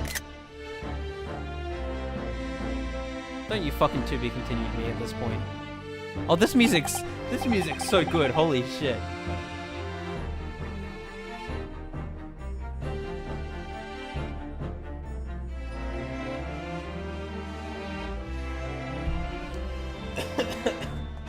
Some water just went down the wrong way.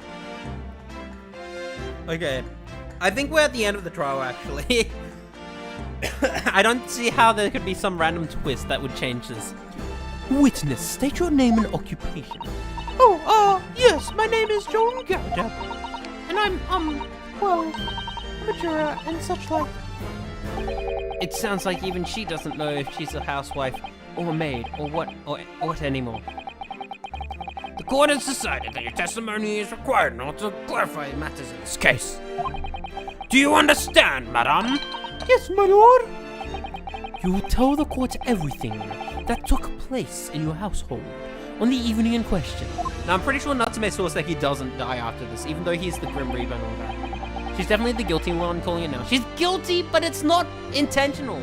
So I don't know how the law works in that case. I'm not a lawyer. I'm just a guy who likes playing lawyer games. And I warn you, do not attempt to hide the truth.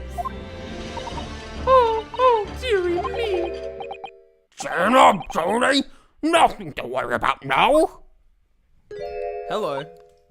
Oh, I didn't know you were here, John. Oh, the hands heal. Wasn't it only you in the room that day, was it?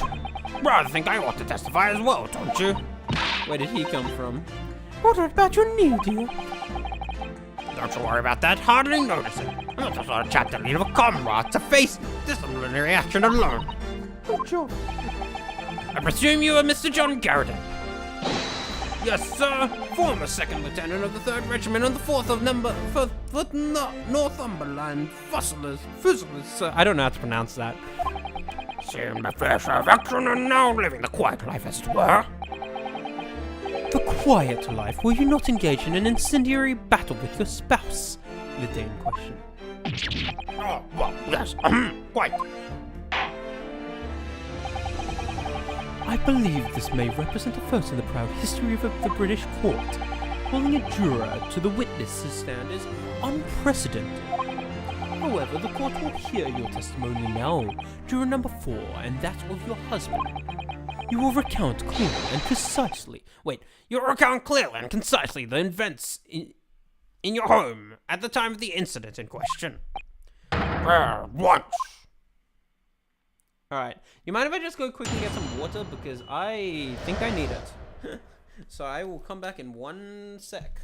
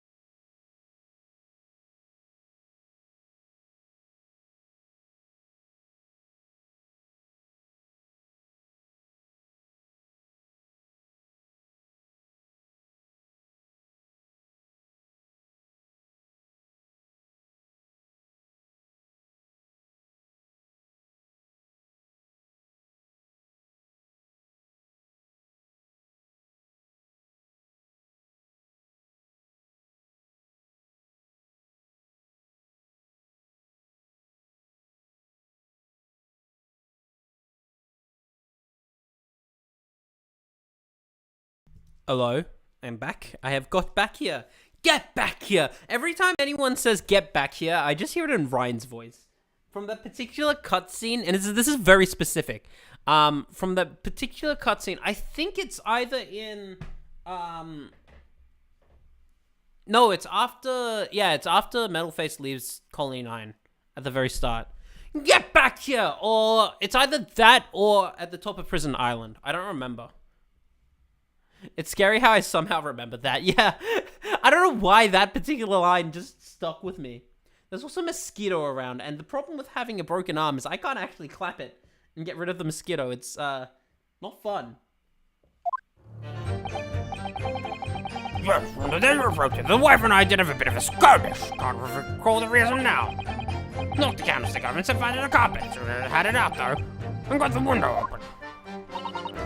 Meanwhile, I was picking up whatever I could to find to throw at him. Knives in our place. Got that notice that 1 or 2 went missing, I'm afraid. Fuck you. At that point, I'm going to make you know what about. You have done your job proving it. Okay. It sounds as though it was quite the battlefield in your household that evening. How do I prove it's their knife? Any scorch marks or something? There's like nothing to inspect though.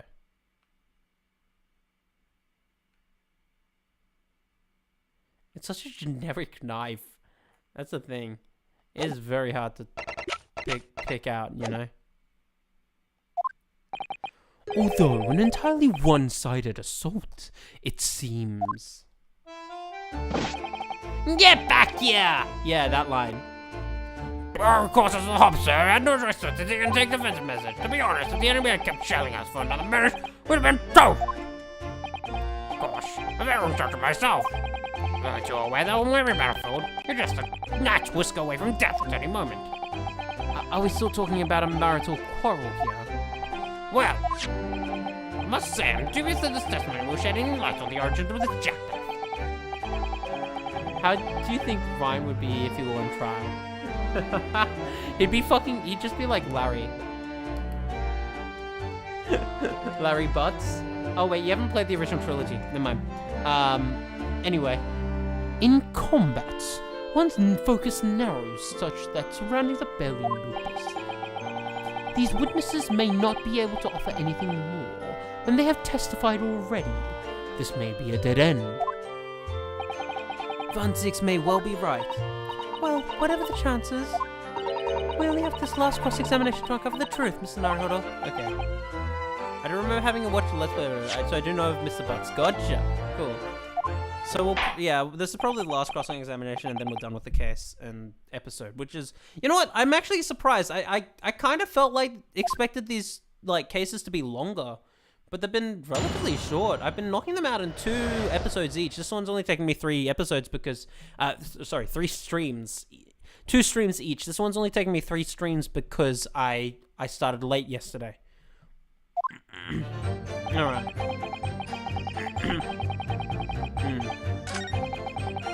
Knock the candlestick over.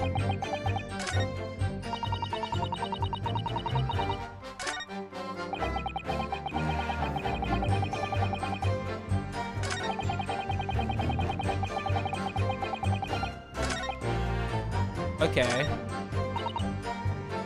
I think it's gonna have to do with the letter, actually. It might be a letter opener, now that I think about it. Hold it! It could entirely be, could entirely be what we're looking at. Sorry, would you care to elaborate? Nothing to say, really. Rather partial to sport of carving. Pipes and whatnot. Finishing tackle. You know, that's all. It's a passion we both share. That's the carpet for wooden trinkets, too. And then my leatherwork. Then there's my leatherwork. So to say, why is losing nights about the place, and with dozens of the things? They sell them at the market sometimes 20 for the price of 19. Needless to say, I snap them up. I prefer to use 2 knives and needle too, instead of a knife and fork. Why? No, Ron, we don't want people thinking I'm some kind of savage! Why into the fucking pipe? Here we go again with the scoldings. Why are they being so evasive? Maybe it's because they don't believe it. They can't bear the thought that it might have been one of their knives that injured the victim. Which is entirely understandable, of course. But still. Go on with your testimony, witnesses. Sir! Okay. That was a long time ago, right? Hold it! Even though the room was on fire. As far as I was concerned at the time, it was more than important to extinguish my anger at the flames. When a woman wants a fire, she must cry. That is most certainly Not true of a soft takedown, Mr. Naruhodo. How'd you know I was thinking that? So please, cast your mind back and try to remember. Was the knife among the items that you threw at your husband today? That day? And honestly, I don't recall, but I feel I must point out that I'm no monster. Let me see.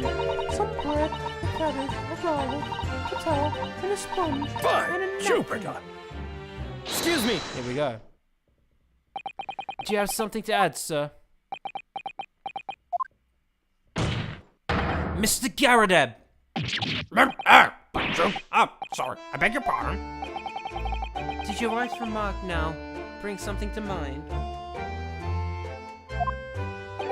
Nothing of any significance, no. Are you sure about that? Just the birds and projectiles the whole thing launch in my direction. But somewhat more solid than she implies. Books, bricks, and the fire poker. I seem to recall. Ouch. The woman's aim is uncanny. She learned to direct you with every ball. Good grief, woman. Ah! We're not at home now. This is a court of law. Oh, dear me, I'm so sorry, dear. What's she even doing with the teapot in here? Honestly, John, I would never have done such things with you, obviously. Let's take a look at this then. How do you suppose that this happened, huh? Your pipes, sir. I was ringing my hand as usual at the time of the onslaught. Not to clean out with a lot of sub projectiles, you did, yes. When I went to pick the thing up, it was broken in two. I'd like to see a sponge do that sort of damage. I see, your pipe was broken. I've never been sent flying unless it was hit by something pretty solid. Anyway, I've managed to bandage thing up for now. Oh, you are going to accelerate, aren't you? Yeah? I wonder what we should make of this account. Could be important. The defense believe Mr. Garadev's remarks now to be quite Objection! This war veteran's word only tells one thing. Betray a fiery wife, and pipes, as well as hearts, may be broken. Sentimental wisdom, perhaps, but hardly worthy of adding to the formal testimony. Indeed, common sense, one might say. Might one? In that case, would you at least permit us to examine the pipes, sir? Well, I don't see why not. Oh, dear me, there you go again, trying to ingratiate yourself with a young lady. Very well, I'll accept the gentleman's pipe as evidence. I didn't speak out in turn, Mr. Naruhodo. I was just feeling rather disappointed for you that your request was turned down. Oh no, it's fine. Thanks to Sato-san, we have some new evidence to work with. We should examine it carefully. Well, thank you for that rebuttal, Mr. Garadev. Now we can return to the crux of the matter. What can you tell the court about the knife used to attack the victim? Alright, let's investigate this thing.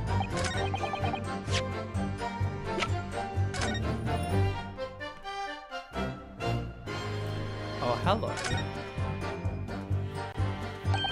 Oh, something just twinkled inside the chamber of the pipe there. Yes, I saw it. Something's stuck in there, I think. Let's turn it over and give it a shake. What's this? The fragment of 10 fragment of metal. It looks like the tip of a blade or something. The tip of a blade? Surely it couldn't be. There we fucking go.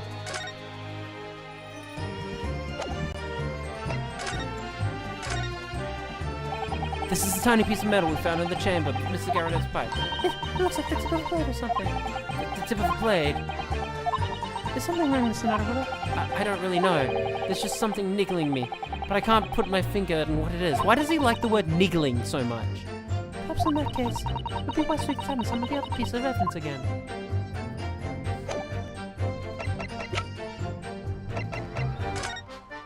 Here we go. You know, I didn't notice it, but it is basically just flat. It's a funny word. Oh, look here, Mr. Naruhodo. Look, just at the tip. A small piece of the blade seems to be missing. Wait, part of it's missing. I could be wrong, but I've just got a feeling. You remember this? Ah, that's the tiny fragment of metal we found inside Mr. Yara's pipe. Yes, and just maybe. Oh my, it's a perfect fit. Somehow, I just knew it. So do I present the knife or do I present the fragment of metal? Objection! Fragment of metal. Alright, we win. Mr. Garadev, could I ask you to take a good look at this, please? You can ask, but I can't see a ball thing. You can't? Used to call me Dead-Eye Dead back in the regiment, of course. But that was some time ago now. Even when I'm trying to enjoy a large print book by the fire these days. I struggle to tell a B from a D and a B from a Q, to be honest. Oh, he does, dearie me. It's rather wearing being asked about every other letter and every other word. You must be dead. Very dusty. Wait, what? Oh, you must D very dusty. Sorry, I read that as de because when I see like vowels these days, I just read them as Japanese pronunciation because that's just how I've wired my brain to learning words and pronunciation. So my English pronunciation for words I don't know gets really fucked up a lot of the time. And there's a pun on D, yeah. What is that? A tiny scrap of metal? What is a man? A miserable pile of secrets? Yes, almost certainly from the tip of a blade. And what may appear to be, at first, just a tiny scrap is in fact a crucial piece of evidence. Interesting. And where did the defense come by this evidence? It was lodged in the chamber of Mr. Garadev's pipe. My pipe, you say? By Jove, I wonder how that got there. What precisely does this fragment of metal signify, Council? Are you suggesting that's in some way related to the stabbing on Briar Road?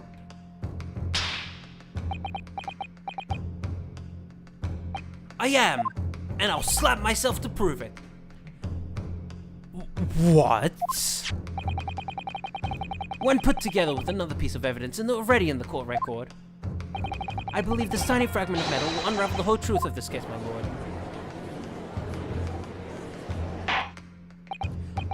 You appear rather confident in an extraordinary statement, Counsel. Very well, then present the pertinent evidence in the court. What evidence, when paired with this fragment of metal, allegedly reveals the truth of this entire case? Take that! This is a knife that fell. This was the knife that was found in the victim's back. If you look closely, you'll see that there is a small pipe at a small piece of the tip of the blade that is missing. A common issue with the inferior blades that sold at unsavory street markets.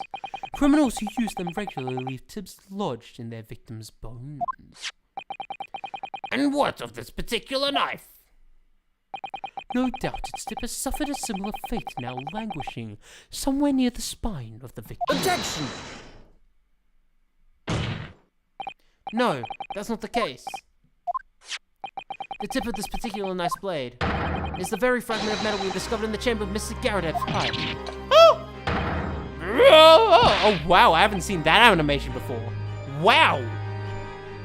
Good grief, Lord Von Zix! I don't believe it. The knife from the crime scene and this fragment of metal are a perfect match. Von Zieg's shock expressions are great. Yeah, we haven't seen that. That's the first time we've seen it. That's fantastic.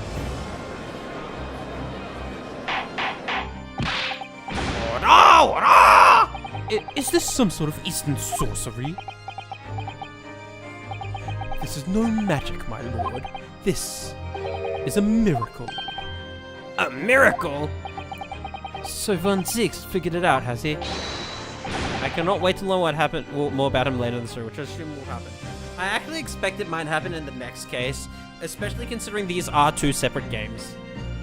And they wouldn't introduce a character to not, like, elaborate on their story in the game that they introduced the character in. I don't know how the plans for a sequel went with this, but I am expecting that this game will be wrapped up somehow before we go into the second game. And that's why I'm planning to kind of stop streaming this game for a bit, and I'll probably come back to the second game at the start of next year. Just because I want to pace myself. I don't want to do this all at once. I hope that's okay with you, CM, watching the pod. Well, he is meant to draw attention. Definitely. Yes, my lord. The crucial point we have to ask ourselves here. Fuck, I missed the mosquito. Damn it.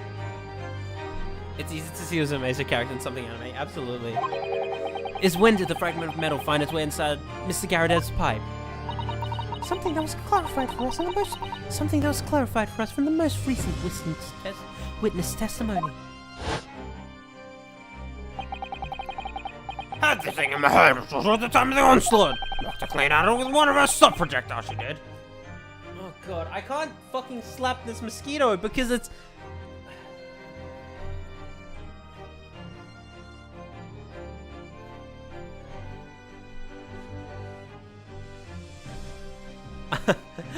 This is annoying, I don't have the hands to do this. You would never start flying unless it was hit by something pretty solid. Dearie me! During the argument between these two occurred just as the victim on the pavement below. Mr. Garadev flogged this knife at her husband. However, the knife missed Mr. Garadev instead of striking the pipe in his hand at the time. Which caused the tip to break off. Of course. Of course. Good lord! Yes, and that is when the tiny tip of the blade found its way into Mr. Garadev's pipe. The doctor at us the minute to one! And yet there's no other credible explanation for how the tip of the blade ended up in your pipe. Then, after losing its tip, the knife ricocheted off the pipe and flew out of the open window. Ah! In short, this knife, which fell from the window of the Garadeb's house, is the very same knife that struck the victim in the middle of the back on the street floor below. Oh gosh, oh dear, oh no! Oh my god, she's standing on a box. Objection! That's so funny.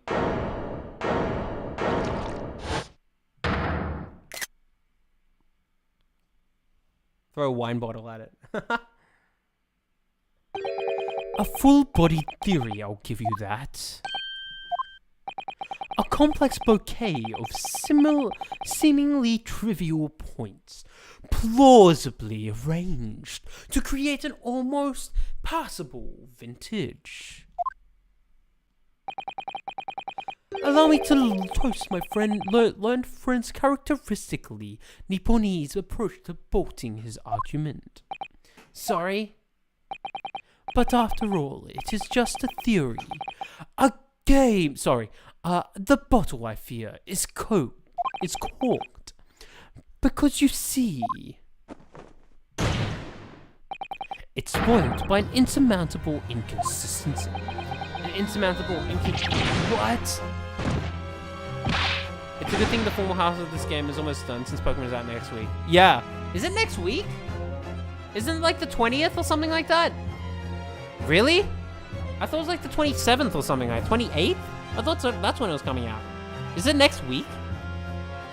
Wait, really? I am streaming Pokemon, just for the record. And Curb, I hope you'll help me.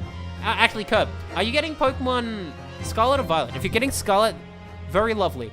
Because I'd love to be trading with you. Again. Because I'm getting Violet. Actually, it'd be funny if you're getting Scarlet, because it means I think everyone's getting the same versions. You're getting a Violet, okay.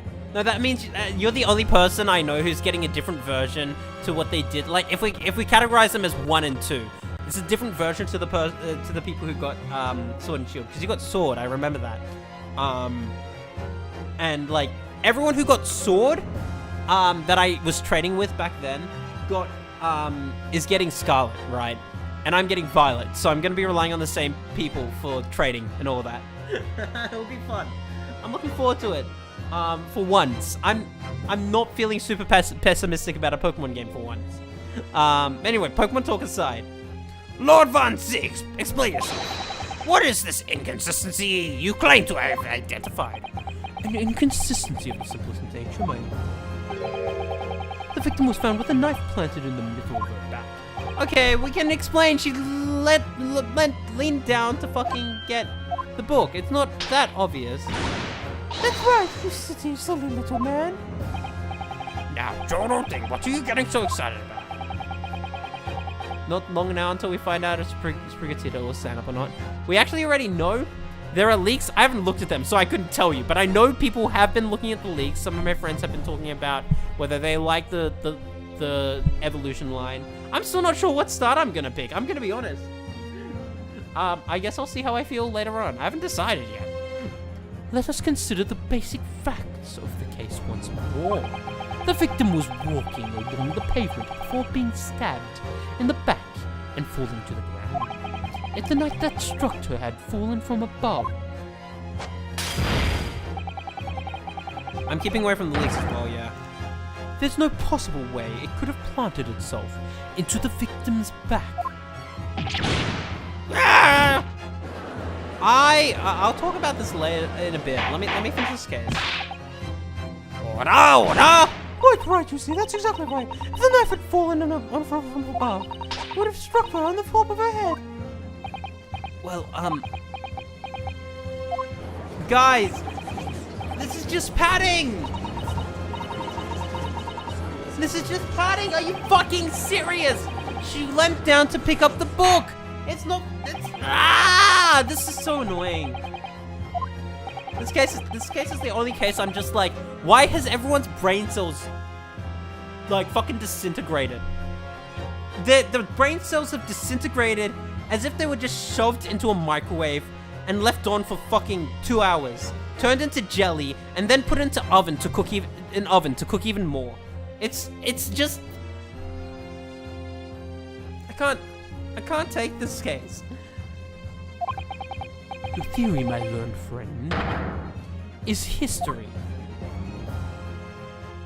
I wouldn't be surprised if this were the bottom of the people's list for favorite case list. Yeah, this is really annoying. Like, this is a case where it feels like it's insulting my intelligence. I gotta be honest. And Ace Attorney doesn't do that too often. There are a few cases that do that, but it really doesn't. Or in other words, we simply need to eliminate that one inconsistency. The theory will stand. And the theory will stand. Mr. Sato. You mustn't worry, Mr. Naruhodo. You were just caught off guard, that's all, and your mind went blank. That's exactly right. But the path you on is incorrect, and then a way will present itself. Yeah, I already know, but don't worry, it's fine. It seems you have nothing to say, Naruhodo. Well, your silence speaks volumes. A tacit acceptance that your theory is fatally flawed. God fucking damn it. Guys!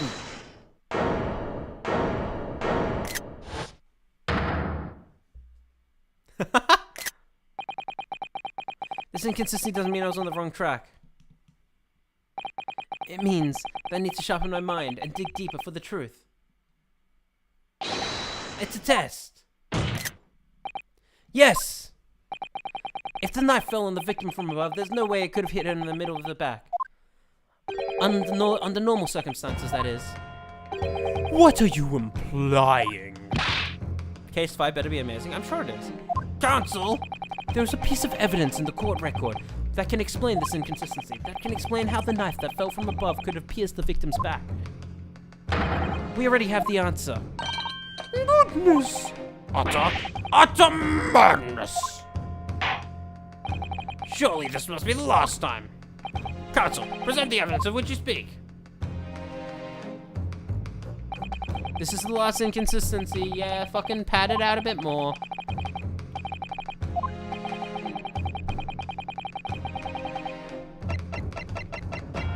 Take that! Thank you. This, the fourth book in the scene, found at the scene. This is the final piece of evidence the defense will present. I haven't heard this theme in a while. This is the pursuit theme, isn't it? I love this theme. It's so good. The burnt book. Is that not Mr. Garradab's book? Truthfully, I've kind of forgotten parts of this case. Yeah, gee. Yes, and to understand its significance, we have to consider how it came to be at the scene in the first place. This photographic print clearly shows the book in question, and the victim holding it in her hand. But as we all now know, It was the police constable that put the book in between her fingers like that. Quite so, and it's part of wholesale transplanting of the crime scene opposite of the road. That's true. However, you guys are all fucking idiots. He said he found it like that, so he put it like that. Are you fucking... We really fucking microwave your brain cells today, didn't we?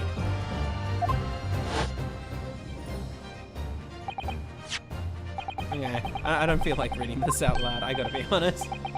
I already read it earlier.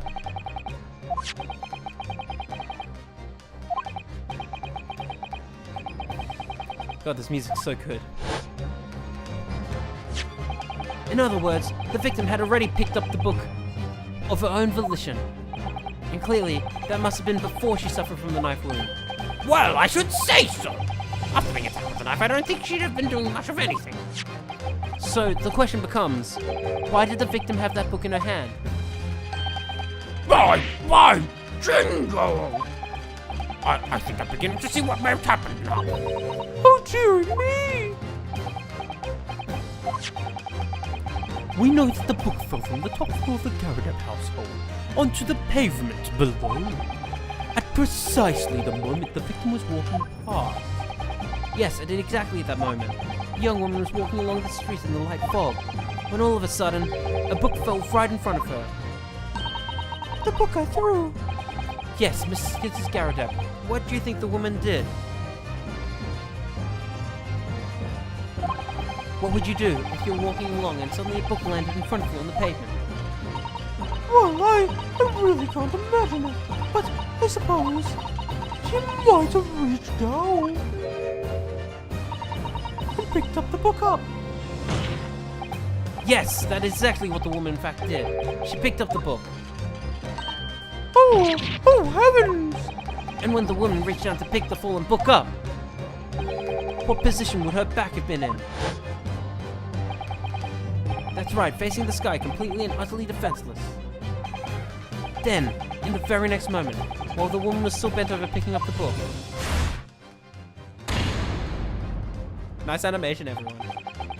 I've had more fun watching the moon last night. I feel that with this case, honestly. I don't think this is the worst Ace Attorney case I've done. One of the cases in Dual Destinies might have that mantle. I don't remember Dual Destinies. That's a fact. But this is the most insulting one I remember, right? To my own intelligence. And at the same time, walking by chance directly behind Mrs. Green. Was it was it Mrs. or Miss Green? Did you just say Mrs. or Miss? Miss Green, my bad. Was the defendant, Mr. Soseki Natsume. Well, I never. It appeared to Mr. Natsume that the woman simply collapsed on the floor. In the dark, in the fog, he didn't see the knife falling on her from above. Oh! And from the other direction, the constable and his wife saw no one but the victim and her apparent attacker. So there never was a real culprit from the scene in the first place. No, this was nothing more than a series of unlikely events that culminated in an unfortunate accident. And that is the real truth behind this case.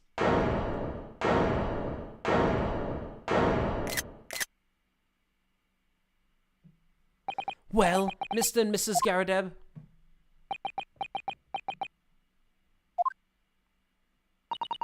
The very first time you showed me that knife, I had my suspicions. I wonder if perhaps it might be something like that. Get out, Ben! Oh, Mrs. Garadeb. Of course, I never meant for anything of the sort to happen, but it was all my fault, wasn't it?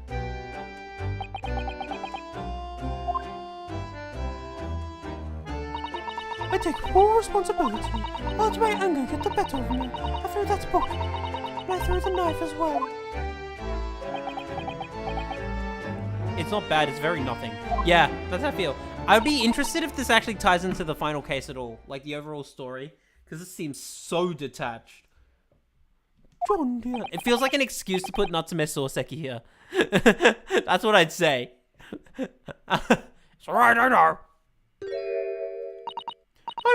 I'm ever so sorry. Truly. I'm sorry!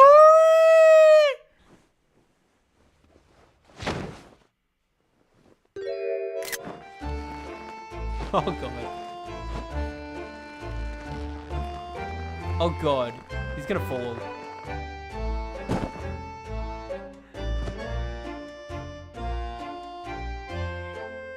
Wow.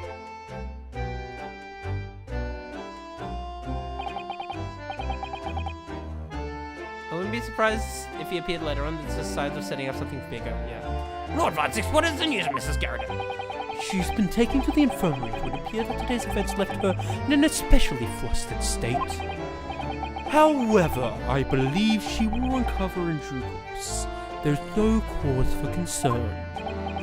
Yes, unbeknownst to themselves, they caused what would have easily been a terrible tragedy. They shall have to betray themselves in consequence of their actions. There is some good news, however, my lord. I have just had word from the hospital where the victim is being treated. Her condition is improving steadily, and the doctor believes she will regain consciousness soon. When? We've been in trial this entire time. It's strange. I've been talking about the victim all this time, but I've never once met her. How wonderful! The woman is out of danger, it seems. Yes, that is good news. I wonder if the victim has any relation to anything at some point. So, Mr. Soseki Natsume.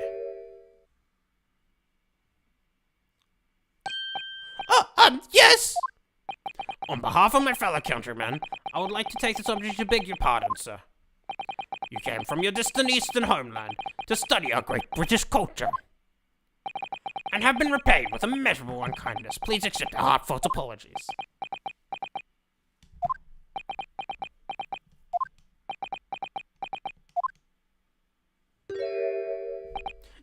It isn't me who should be begging your pardon. Oh no, Mr. Natsume. That evening, when the young woman just collapsed on the pavement before my eyes, I jumped to the wrong conclusion again in my confusion. What conclusion, sir? I was sure that the woman was dead. Yes, Constable Pete said the same thing, didn't he? He thought she had been killed too. I suppose she must have looked completely lifeless. It's been about a year since I arrived in Great Britain now, but I still can't get used to life here. So this is 1901. I can't relax. I'm sure there are evil spirits lurking in the fog, like they're haunting me. Poor Soseki-san. His imagination has really got the better of him. Yes, poor man. So when it happened, I thought the young woman had been taken by the fog spirits. I should have never dropped my books by like that and run away.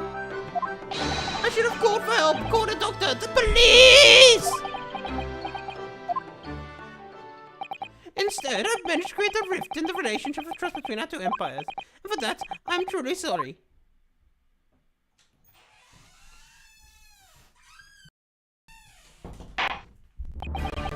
One could indeed say this is some sort of mischievous spirit what here, I think.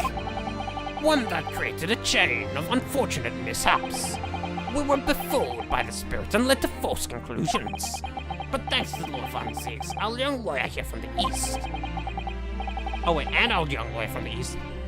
That chain has now been broken, and the spirit excised. I heartily commend you both. Oh. Now then, ladies and gentlemen of the jury. Yes, my lord. In concluding this trial, must ask one last time for your decision regarding the defendant's culpability. Are you ready to present your findings to the court? As the foreman of this jury, I can assure you we've reached a fair and just conclusion. I do declare the truth can be extremely cruel at times. Well, I didn't suspect the woman next to me, that's for sure. Sitting in for the whole being she's out of action, you know. But I do know what your decision would be. Does this mean I'll finally be able to get out of here and start work? Well, it's about time. I'd say I'll have a cork of a story to tell the grandchildren when I get home. Won't I? Very well, ladies and gentlemen of the jury. I hereby demand your final decisions. Mr. Foreman, not guilty. Not guilty. Not guilty. Not guilty. Hey, I actually chose a fairly good voice for Not guilty. the Mr. Garrett. Hey. That is kind of how he sounds. Very well, Mr. Soseki Natsume. I hereby pronounce you. There we go. We're free. Well, we've still got the post-trial scene to worry about. Then we're free. And then the stream's over. I actually didn't think the trial would end here. I thought it was going to be longer. There was going to be some random twist. No, it's just a simple case. And finally, Mr. Natsume. Oh yes, Lord Sir. You are now a free man once more. It is my hope that you will continue to further your education in British culture. And may you never again be brought before me. Oh yes, sir, of course. On my life, I swear I'll never set foot in a courtroom again. I'm transported to tears. Thank you, counsel. Court is adjourned. Finally. I will say I have not... This last bit of this trial has not been the most enjoyable thing for me. I'm glad I stopped where I did yesterday, though. That was a fucking 2-hour segment. Wow. Oh, locum. Wait, you mean me? Of course. Is any other locum here? Is there even one? Compared to the original locum student, Mr. Naruhodo Esquire, your name has become rather short, hasn't it? What's wrong with us using my actual name? Oh, at last, I'm free. Joyful, joyous, jubilant, jubilation. That's two of the same one. Hearty happiness, hurrah. Oh, I'm pleased. Mr. Natsume is delighted. Would it be so hard to just say that, Dylan? Locum, you did it. You saved me from the brink. Well, what happened to the poor woman who was in no way your fault? It was in no way your fault, after all. I'm just glad everyone can see that now. No, not that! Lovely, loyal, locum, lawyer! Yes? Curb's having a mental breakdown in the chat at the moment. she can't take it. I mean, as I said before, I've just never got used to life in Great Britain. In Iglis. Every time I look over my shoulder, I see foreigners. I see towering brick buildings. And from higher up windows, I see them looking down at me, laughing. Look at that little hunchback. Oh dear, I'm sure it's all in your head, Mr. Natsume. But today, you local lawyer gave me my gloom to the boot. Gave my gloom to the boot, and the boot fucking stepped on it. I guess. Is that the metaphor I'm trying to say? You stood firm behind the barrier and you bent before those babbling British. You battled to the bitter end, laying bare to the baffling truth. And when I beheld the blinding fireworks among the beams of the Bailey's roof, I behold you the best barista ever born. Well, that's very flattering. I'm very pleased for you. This has given me a wonderful anecdote to recount to my old friends back in Japan. An anecdote? Is that what's become of all my hard work? Ah, there you are, my dear fellows. I apologize for keeping you waiting. I rose late this morning. Oh, Mr. Sholmes, what a pleasure to see you. I see I am here not a moment too soon. A disaster has been averted, I'm glad to say. Oh, The trial shall begin presently, Mr. Naruhodo, and I wish you the very best of luck. it's just finished. What? No! Then my haste was in vain. Ah, it's you! Look, Sholmes! Oh, have we met, sir? Oh, you're a Japanese person, say British. This is Mr. Natsume, the man you had arrested, Mr. Sholmes. Ah, I see. I failed to recognize you at first. Our previous encounters had taken place in the gloom, either of your bleak lodgings or that prison cell. I simply couldn't place that curious face in the light. Charming. This is all your fault! Look, Sholmes! You're the reason I had to go through this terrible ordeal! I'm going to give you peace of my mind! My apologies, sir, but I assure you, I've placed you now. I have placed you now. You're the fellow who abandoned that poor young lady and ran off, are you not? Ah! Had she been taken to hospital more urgently, I feel perhaps she would have regained consciousness by now. Oh! But it was unavoidable, I'm sure. We are but human after all. Anyone would have been shaken by such an experience.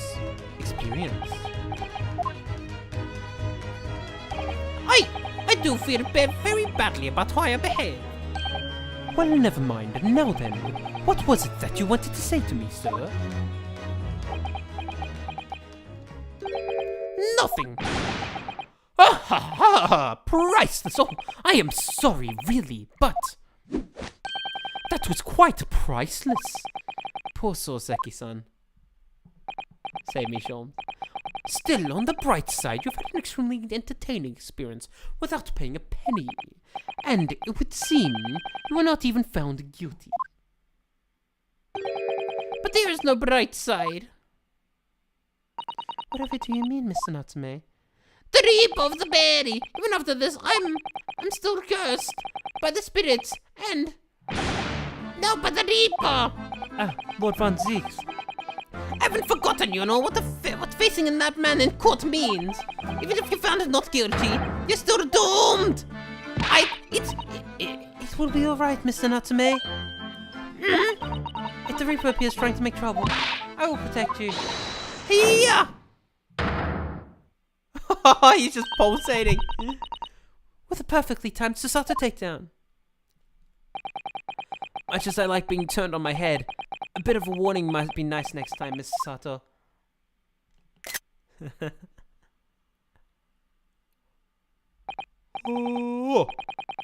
So, Mr. Natsume, what do you intend to do now? You mentioned something about recounting your experiences with your friends back in Japan.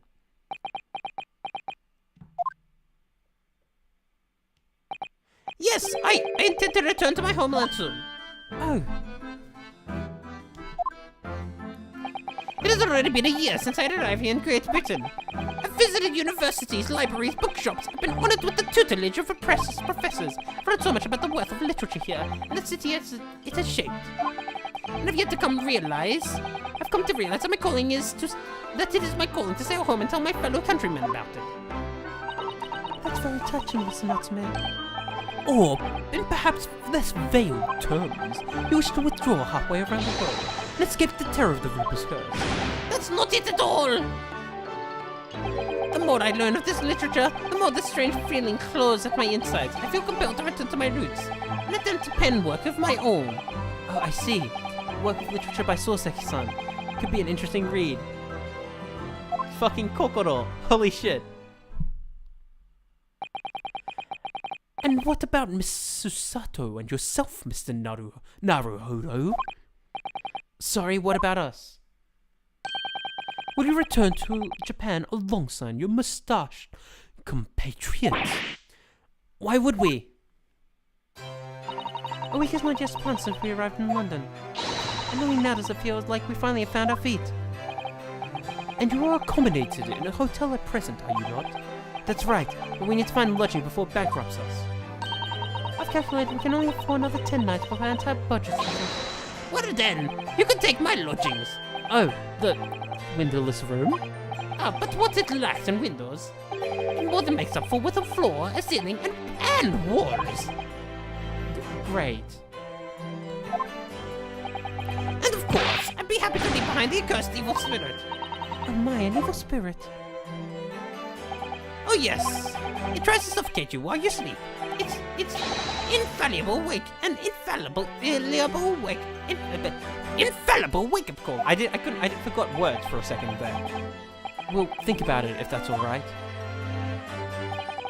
Perhaps I can offer a more welcome alternative. Would you consider taking lodgings with me?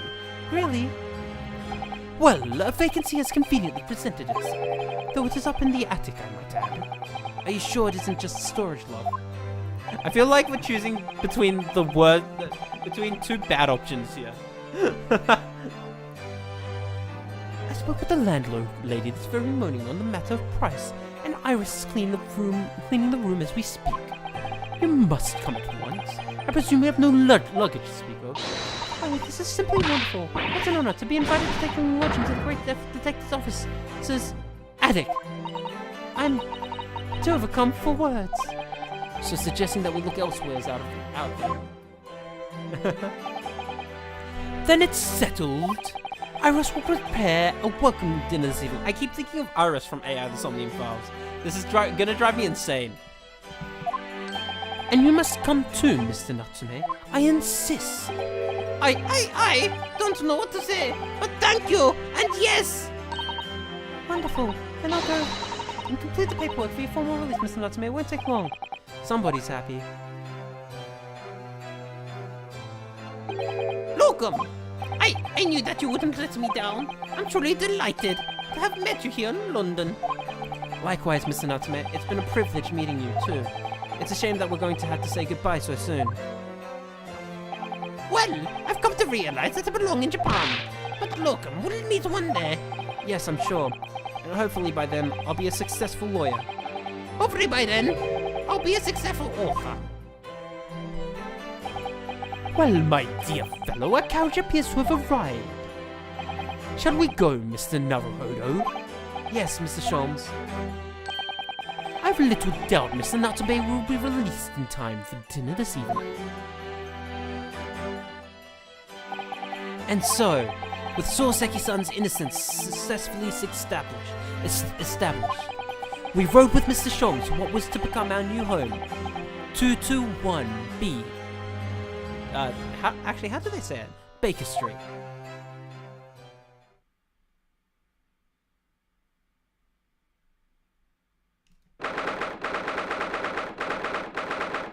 Here we go. The attic room. 2021. Wait, that's the year. My bad. So this to be our new office, yes. Our office? I rather like the sound of that. No, I was asking, like, do they say it as 22-1 or 221? 221 sounds more British to me. 221B, I'm guessing. I don't know. I rather like the sound of that. Me too. It's simply wonderful, isn't it? I hope you can see this, Kazuma. It's only a small step, but I like to think we're getting a little closer to your dream now. So, my dear fellows, do you like the place? Oh shit, look at him. Ah, Mr. Shaw. Oh, Mr. Sholmes. Yes, thank you very much. Look at him in his casual attire. It's simply a delightful room, Mr. Sholmes. I simply adore it. Good, I'm pleased to hear it.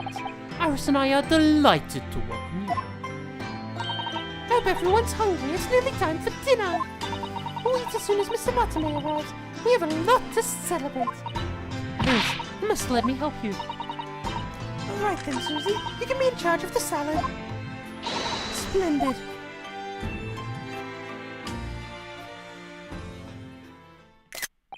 So, Mr. Naruhodo, how does it feel? 221 sounds more right to me. Yeah, I agree.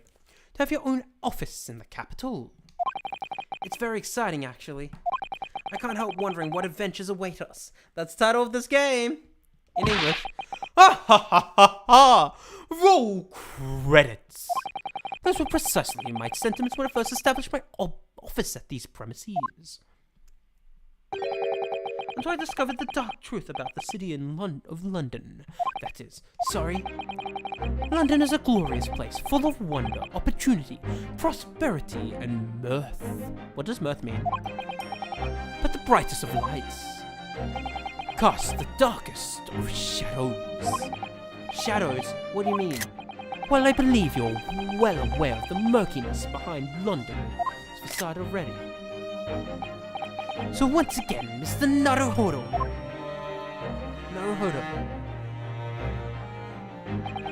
Welcome to London.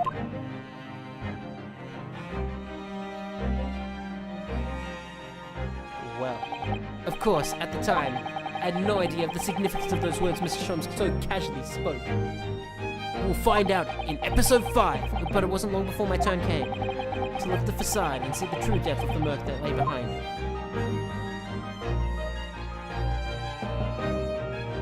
And the UI was taking a while to disappear there. Alright. Landed in London. We're done.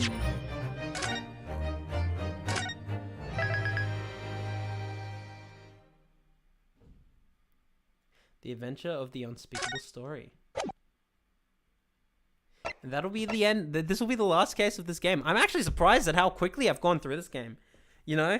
I was expecting some of these cases, like I was expecting, episode 1 was going to take me 1 stream. Episode 2 was going to take me 2 streams. Episode 3 was going to take me 3 streams. Because that's typically how it feels when you get to cases in these games. It feels like they get longer the more you go through the game. But no, actually, the length of each episode has been fairly consistent. Even the first episode was basically, it was shorter than the rest, but it was roughly around the same length as episode 2. And then episode 3 and 4 were actually pretty much around the same length. I think episode 4 was a little longer because it had a lot more padding. But like, yeah. I'm going to try to finish Case 5 before you stream it next. All right, have fun. I'm excited to play Case 5. And after Case 5, I will not be starting the next game in the series because I want to take a break before I get to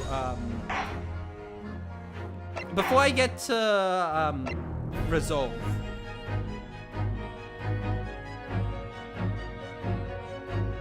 But I'm really excited to get to this one. What a good package. Do you have any idea of what you'll be streaming next? Well, Pokemon for one. But I think what I will start in the meantime between Pokemon is probably Fire Emblem. As in like, the Blazing Sword. Blazing Blade. Fuck! No, I slipped up! Oh wait, I hope Owen never hears this. Holy shit. Blazing Blade.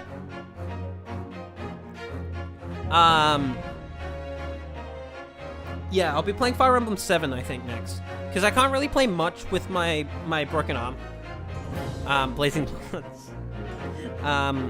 But I figure a Fire Emblem game would be nice, and I've been meaning to pull out my Wii U for a while. I did want to play at least one more Fire Emblem game before I got to before Engage came out. But at this rate, I'm honestly not sure I'm gonna get to Engage on release anyway. Specifically because once my arm heals, I'm gonna be playing catch up with what Sonic Frontiers, and it'll also depend on whether Pokemon is doable with one hand. I think it will be, but we'll see how things go. Though it depends, if it's like similar like controls to Pokemon Legends Arceus, it might be tough, but we'll see how things go. It is Blazing Blade, but yeah, I reckon Fire Emblem will be next, and then after that, hopefully my arm will be healed so I can play Sonic Frontiers. If not, well, we'll see how things go. But yeah, I've been really, I'll be honest, I've been really depressed about not being able to play Sonic Frontiers. If things worked out normally, I would have probably taken a break from this game to play Sonic Frontiers, then return to this game after Sonic Frontiers was finished. But considering that's not working, I think it might be better in terms of this series, so I don't forget what's going on. I can just knock out this game all in one go and just move on. In a twisted way, it's kind of better for this series, but yeah, because I'll have to be playing Sonic Frontiers, and I also wanted to play, after I finish this game, I actually wanted to start Trails of Cold Steel 3, and that was going to be my December game, but looking at how long my hand might take to heal, I suspect this Cold Steel 3 will probably be a January game, which means, considering how long that game is, I'm probably not going to get to Fire Emblem Engage on release, which might be better, depending on whether that game spoils some of the Fire Emblem games I haven't played. So I can just go through Fire Emblem in order and just avoid spoilers for Engage, perhaps.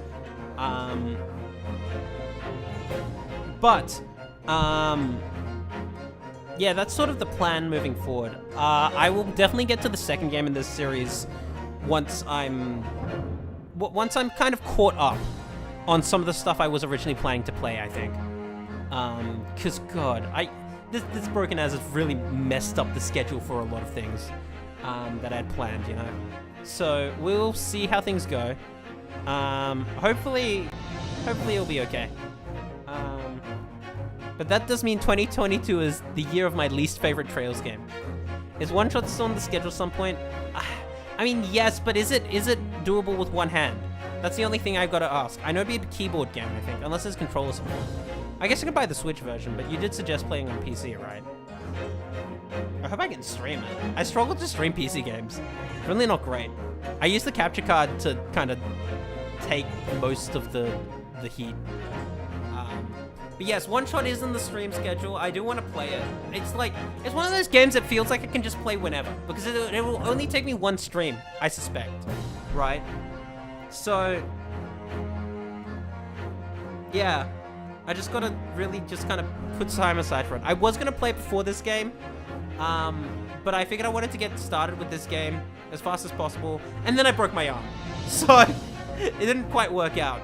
But yeah, next time on the Great Ace Attorney Chronicles, or Adventures in this case, we'll be starting the final case of this game. I'm excited. I've been really enjoying this game, though this case was definitely a low point. 2 or 3 streams. Okay. Interesting. Alright, I'll keep that in mind.